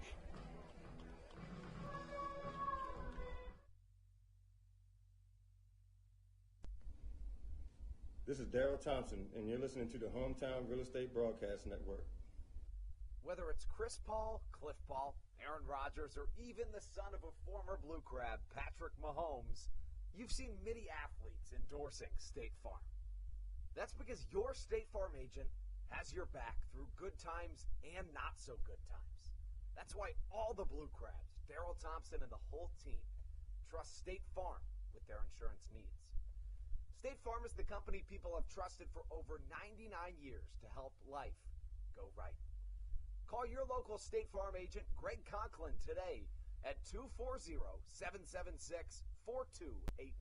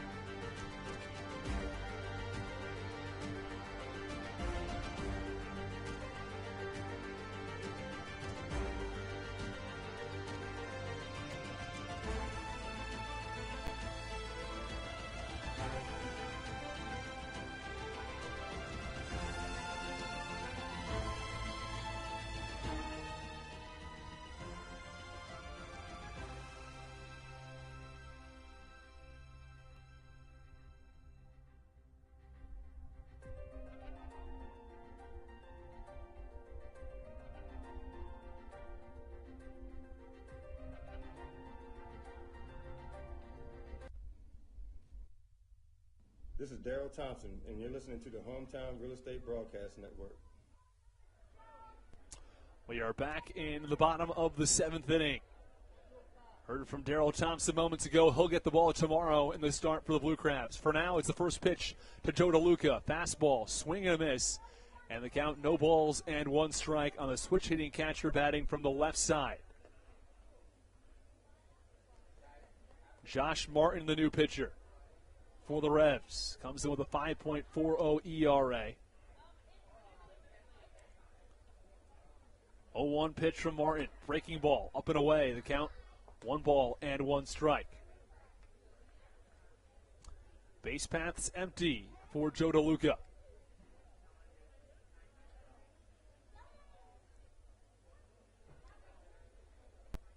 Difference in this game, a solo shot to right. 1-1 delivery. Big wave and a miss. And the count 1-2. Looked like he wanted every piece of that and put it in the same place he did last time. Home run's hard to come by out to right field here at the Reagan Waldorf. It's a deep wall all the way around towards center field.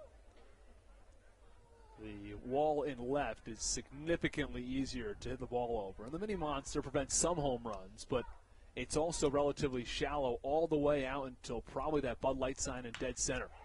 This one, swinging a high fly ball, deep left center field. Sends Encarnacion back onto the warning track where he makes the catch for the first out. All the way back in front of that Blackstone management sign. Joe DeLuca probably hit that one about 350.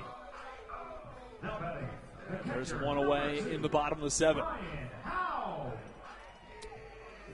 Man, he got a lot of that one, just didn't get all of it. It was a very timely push that way, too. If I'm going to be completely honest, we were just talking about that whole area. Couldn't quite get it over the Blackstone management sign, but he certainly gave it a ride. And here is Ryan Haug. First pitch, called strike. And the count is no balls and 1 strike on the righty Ryan Haug. Answer to our question. What's the longest a Major League Baseball game has gone with neither team getting a hit? 0-1, ground ball toward the left side. Fielded on the backhand by Reyes. Strong throw to first. It's in time and strongly picked by Nelly Rodriguez. And there are 2 away.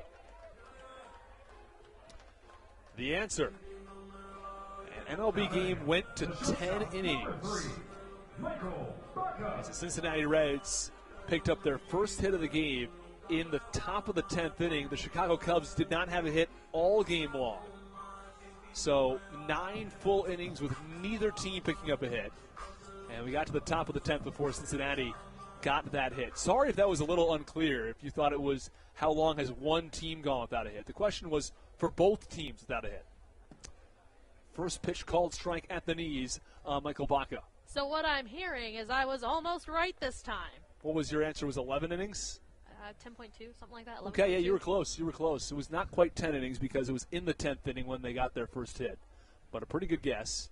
0-1 pitch, low and away. Count 1 ball and 1 strike. Most of our guesses were on the higher side, especially from our good friend Dennis Moore, who guessed 17 innings. Then he said 24, and Brian Houck went 47 and a third. A baseball game has only ever gone 33 innings. But hey, why not? Look, as long as I don't say 16, I think I'm good. 1-1 pitch, a little bit outside. Count 2 balls and a strike. The past 2 times I think I've answered your trivia, I've said 16 and I was absurdly off. But not today. You're a little closer today.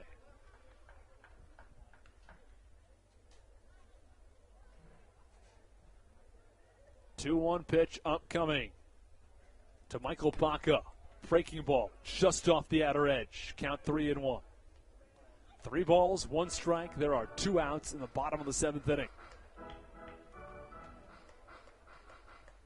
Howe taps home plate twice. Looking to keep the bottom of the 7th inning alive. 3-1 offering. Line drive. Hard hit. Straight away center field. It sends Lean back in front of the warning track where he reaches back and makes the catch for the final out. Well struck ball by Michael Baca. You can't hit it much harder than that. He hit it to straightaway center field, but it's right where Lean was, who was there to make the catch for the final out. 7 innings in the books in the reg in Waldorf. It's 1-0 Blue Crabs. Southern Maryland turns to Nick Wells for the 8th inning of action. Don't go anywhere. You're listening to Blue Crabs Baseball on the Hometown Real Estate Broadcast Network. Hometown Real Estate is also the proud sponsor of the Blue Crabs Broadcast Network. This is Coach Doug's, and you're listening to the Hometown Real Estate Broadcast Network.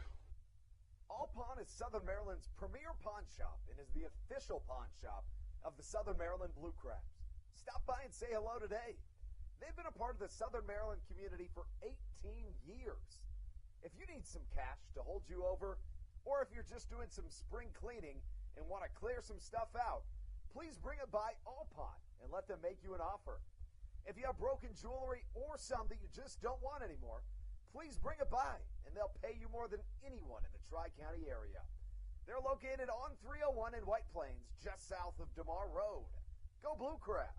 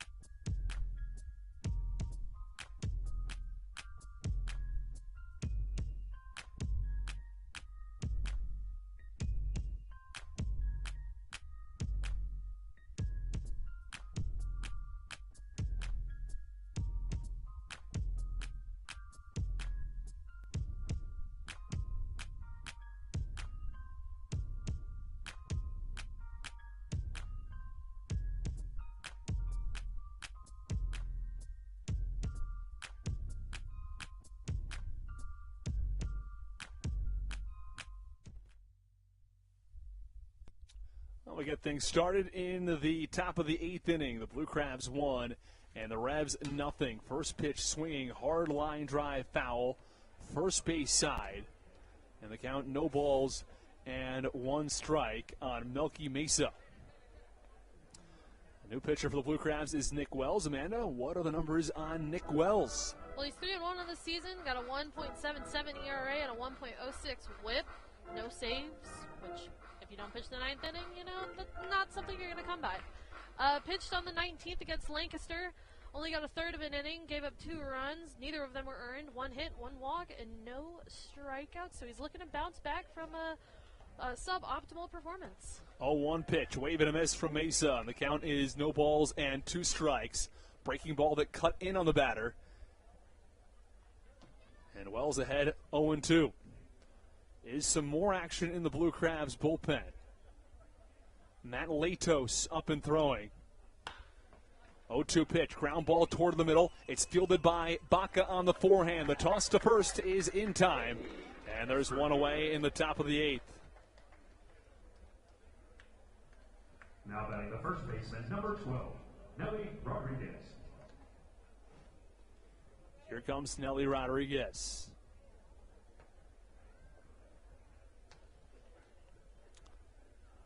Rodriguez is the cleanup hitter. Plays at first base. Be followed by Carlos Franco here in the 8th. Nick Wells getting an opportunity to set up for Matt Latos tonight. First pitch called strike. And the count, no balls and 1 strike on Nelly Rodriguez. Blue Crabs pitching has surrendered 7 walks tonight, but just 3 hits, and have kept the Revs off the board. 0-1 pitch, that's inside. Count 1 ball and 1 strike. Mackenzie Mills, his final line tonight. 6 innings, 3 hits, 6 walks, no runs, 5 strikeouts.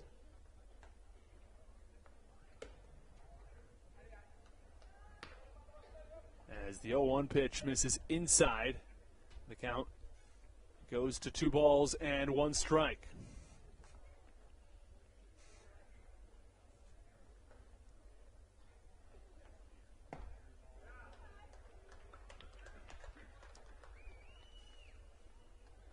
Two-one pitch. It's called strike on Nelly Rodriguez. So far, Nick Wells seems to be pounding the strike zone. His fastball velocity in the low 90s. First lefty we've seen tonight from the Blue Crabs. Pitch, line drive, deflects off of Nick Wells' glove right in front of him. Has the presence of mind to pick up the ball and toss to first in time for the out. Hard hit liner right back to the mound. Nick Wells found it though. He picked up and fired to first, and there are 2 away. Great heads-up play from him there. I would have freaked out, and I don't even know. I think I just would have freaked out. Now batting the third baseman, number 13. Deflects off his glove. It knocked the glove off of his hand altogether. The ball was laying right down in front of the mound. He picked it up, took a couple steps towards first. The underhand flip beat Nelly Rodriguez.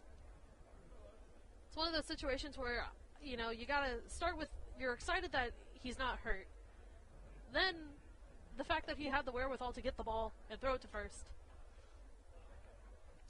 First pitch on Carlos Franco. Big wave and a miss.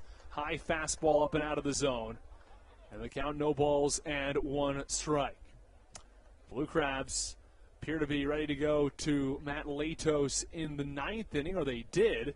And now there's some other action in the Blue Crabs bullpen. It's tough to see exactly who's warming up, though. 0-1 pitch, fouled off. Third base side, out of play. And the count, no balls and 2 strikes now on Franco. He had a big wave and a miss, and now a foul ball to the third base side. 0-2 pitch, upcoming to Franco. 2 up, 2 down so far for Wells. Make it 3 up, 3 down. A swing and a miss for a strikeout as Franco chases a pitch outside for strike 3. A 1-2-3 inning from Nick Wells, and we're finished with 7.5 innings of play. The Blue Crabs have a 1-run lead as we go to the bottom of the 8th.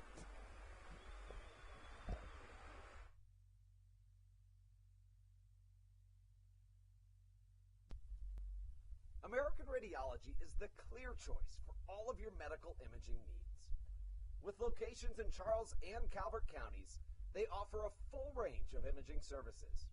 Some of their latest innovations included 3D mammography and wide-open MRIs for our claustrophobic patients. For your convenience, they even offer extended weekday hours and Saturdays. For more information or to schedule an appointment, visit their website at AmericanRadiology.com. When you're in the market to buy or sell a home, call Tony McClure of Century 21 New Millennium and his Grand Slam team. The realtor of the Southern Maryland Blue Crabs since our first season in 2008.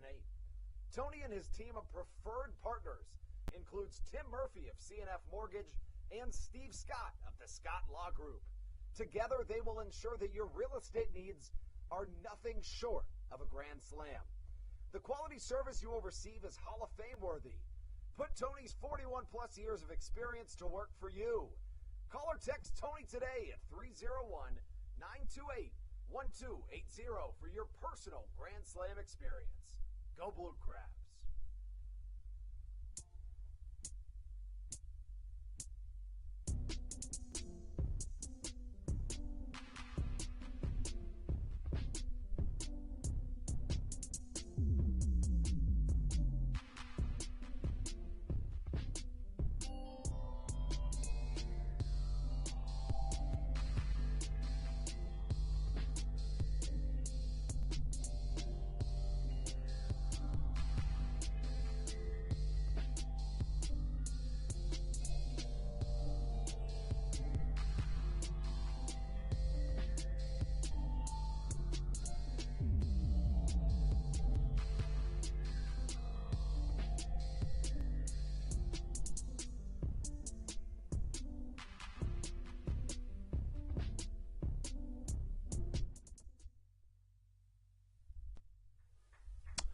Well, we go to the bottom of the 8th inning. The Blue Crabs have a 1-0 lead. They send the top of the order to the plate against Duke Von Schaman. First pitch inside, and it hits Jack Sundberg, who tried to leap out of the way of the pitch.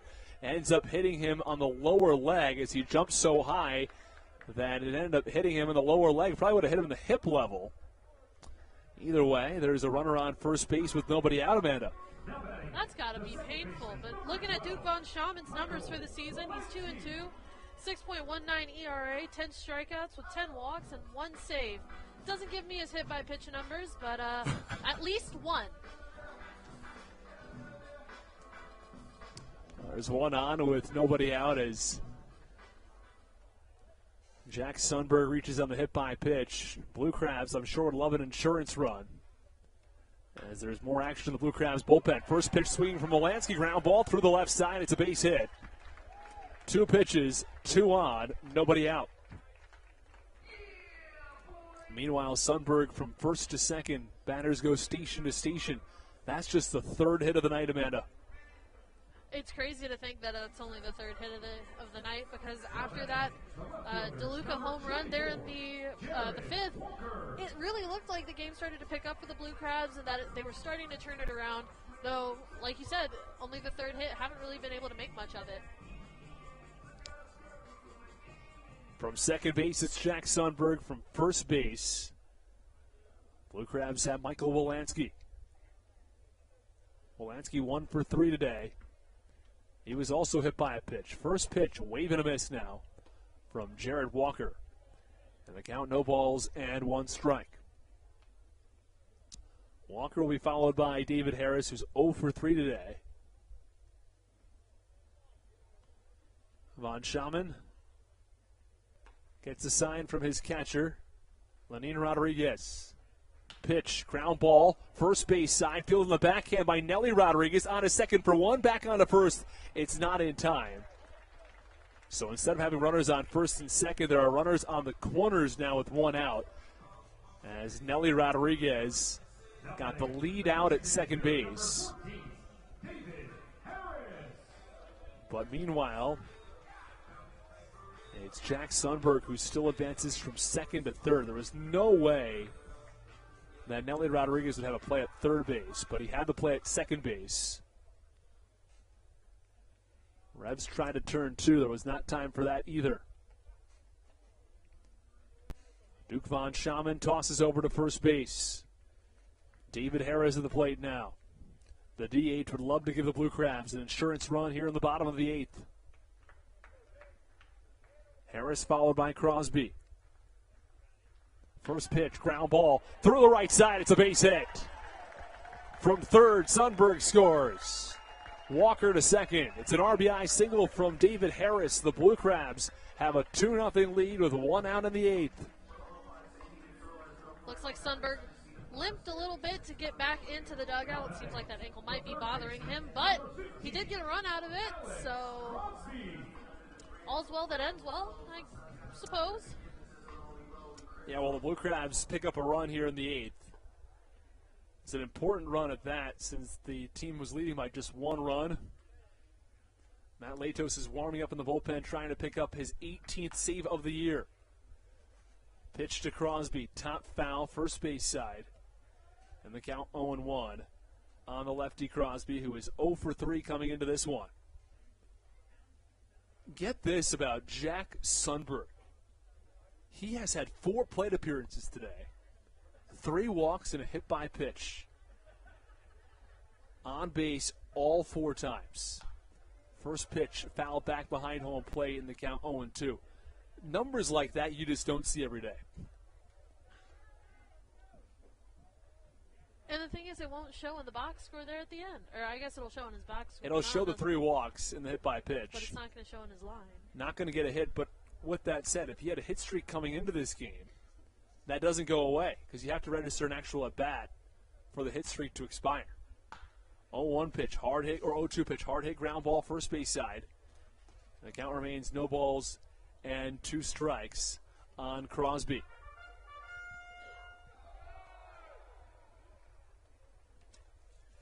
But that is wild as far as Sundberg is concerned. There are a lot of walks in this game, don't get me wrong, but 3 walks and a hit by pitch, that's something new. I was going to say that's almost unheard of. The pitch, wave and a miss, Crosby down on strikes. And there are now 2 away in the bottom of the 8th inning. Now batting, the right fielder, number 13, Braxton Lee.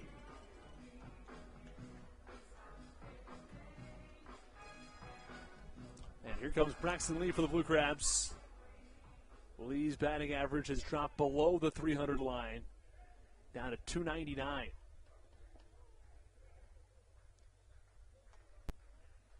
First pitch called strike, outside corner, count 0-1. Bottom of the 8th inning, the Blue Crabs looking to secure a victory tonight over the York Revolution.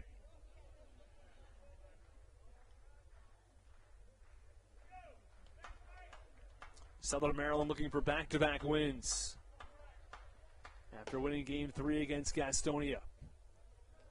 0-1 pitch, that's away. Count 1 ball and 1 strike on Braxton Lee. It's a terrific day for baseball. Walker from second and Harris from first. Pitch, that one's top foul behind home plate. Count 1 ball and 2 strikes. 2 away in the bottom of the 8th inning.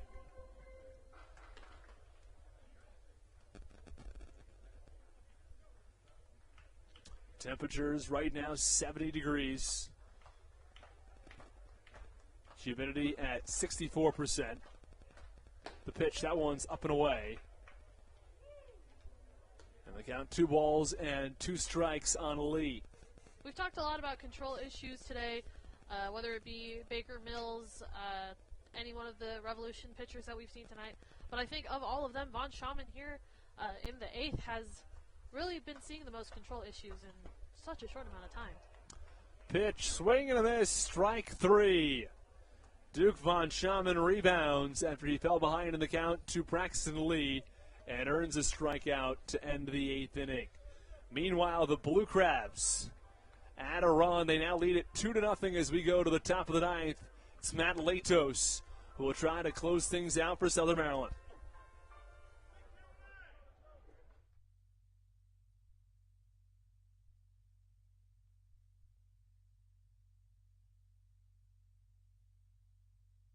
This is Coach Doug's, and you're listening to the Hometown Real Estate Broadcast Network. American Radiology is the clear choice for all of your medical imaging needs.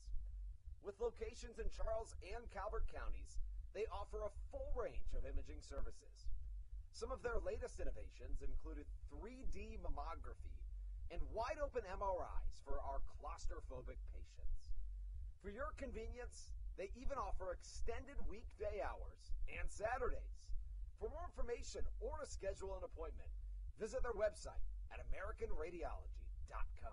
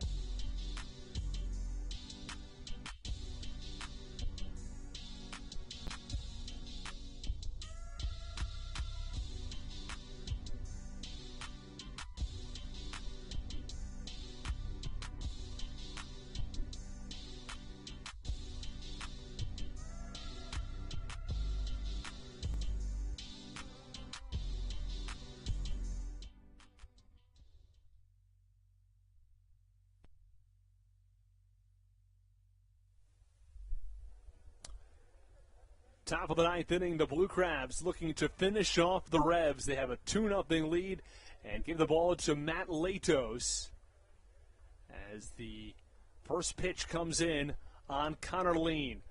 Called strike on the outside corner.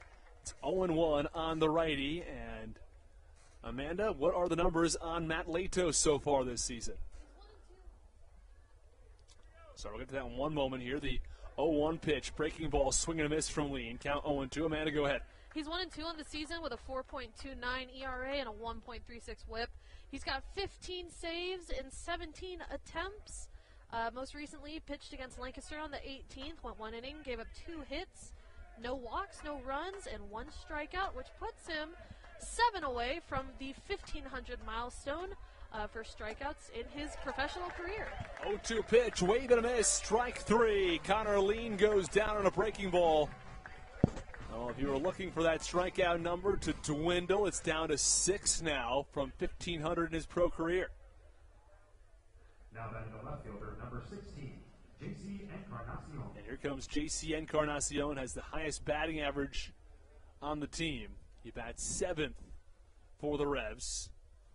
Encarnacion will be followed by the 8-hitter, Lenin Rodriguez. Top of the ninth inning, 2-1 in favor of York. Latos set. Pitch.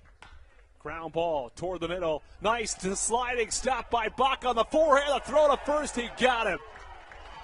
A pro defensive shortstop move from Michael Baca, robbing a hit from J.C. Encarnacion, and a ground ball toward the middle makes a sliding stop and a terrific throw toward first base for the second out. 2 away in the ninth. Matt Latos with a strikeout and a web gem from his shortstop. And Lenin Rodriguez will come to the plate. Matt Latos looking for a 1-2-3 inning to close things out. First pitch, swinging a high pop-up in the infield. It's a third baseman, Crosby, who calls everyone off. It's a tough play, but he makes the catch over his left shoulder for the final out. And extremely quick 1-2-3 inning from Matt Latos. He had to throw just 5 pitches. A 3-pitch strikeout, a ground out to short, and a pop-up to third to end things here in the ninth. Blue Crabs are winners tonight. They take home a 2-0 win. They had just 4 hits, but they allowed just 3 hits. Control was a factor from both sides.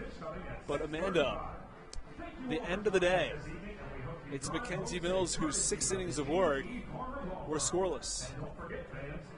And it looked good right there at the end. And then even the bullpen, not like being able to rely on your bullpen in such a tight game, it's huge. And it's going to mean a lot for these guys, especially moving forward as they try to wrap up the first half of the season and move in to dominate the second half. Blue Crabs keep their winning ways going. The team moves to 44-16 as they hit the 60-game mark on the year. Blue Crabs are winners today by a score of 2-0 over the York Revolution. We're going to run through our pitchers in today's ball game, the numbers from the Blue Crabs bats, and the scoring. And then we'll get the player of the game from Amanda and my player of the game. So let's start with the pitchers today. Mackenzie Mills, 6 innings. He allows 3 hits. He walks 6, but he strikes out 5 and allows no runs. There's Patrick Baker, who came in from there. An inning of work. He walked 1. He struck out 1. He went to Nick Wells after that. A 1-2-3 inning of work from Nick Wells. Baker's ERA falls to 0.81, Wells to 1.66, and Matt Latos with a 1-2-3 inning of his own. He also struck out 1, his ERA down to 4.09. Mackenzie Mills has the best earned run average on this team among starting pitchers at 3.12. Now to the York pitchers. Nick Travieso, 6 innings, 2 hits, 1 run. He walked 5. From there was a 1-2-3 inning from Josh Martin, and Duke Von Schaman came in 1 inning, 2 hits. He also hit a batter and allowed an earned run.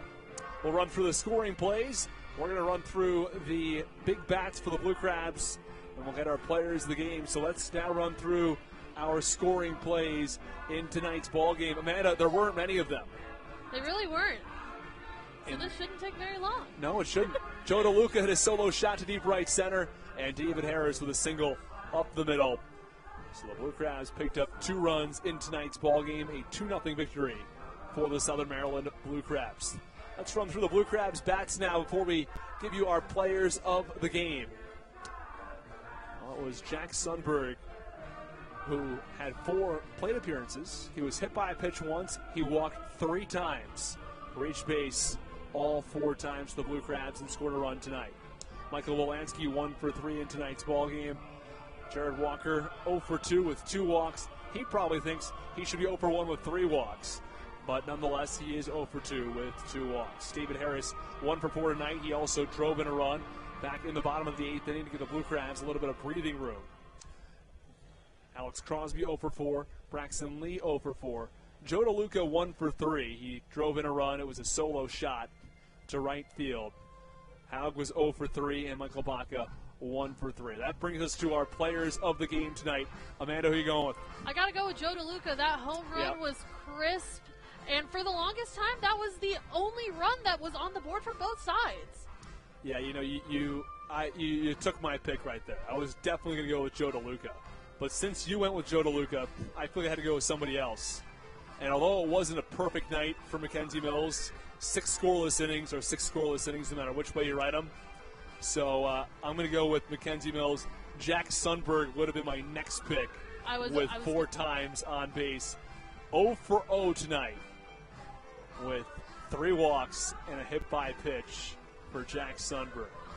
Well, no matter which way you cut it, the Blue Crabs are winners tonight. They win 2-0 over the York Revolution. Tomorrow, the Blue Crabs back in action against the Revs at 6:35 p.m.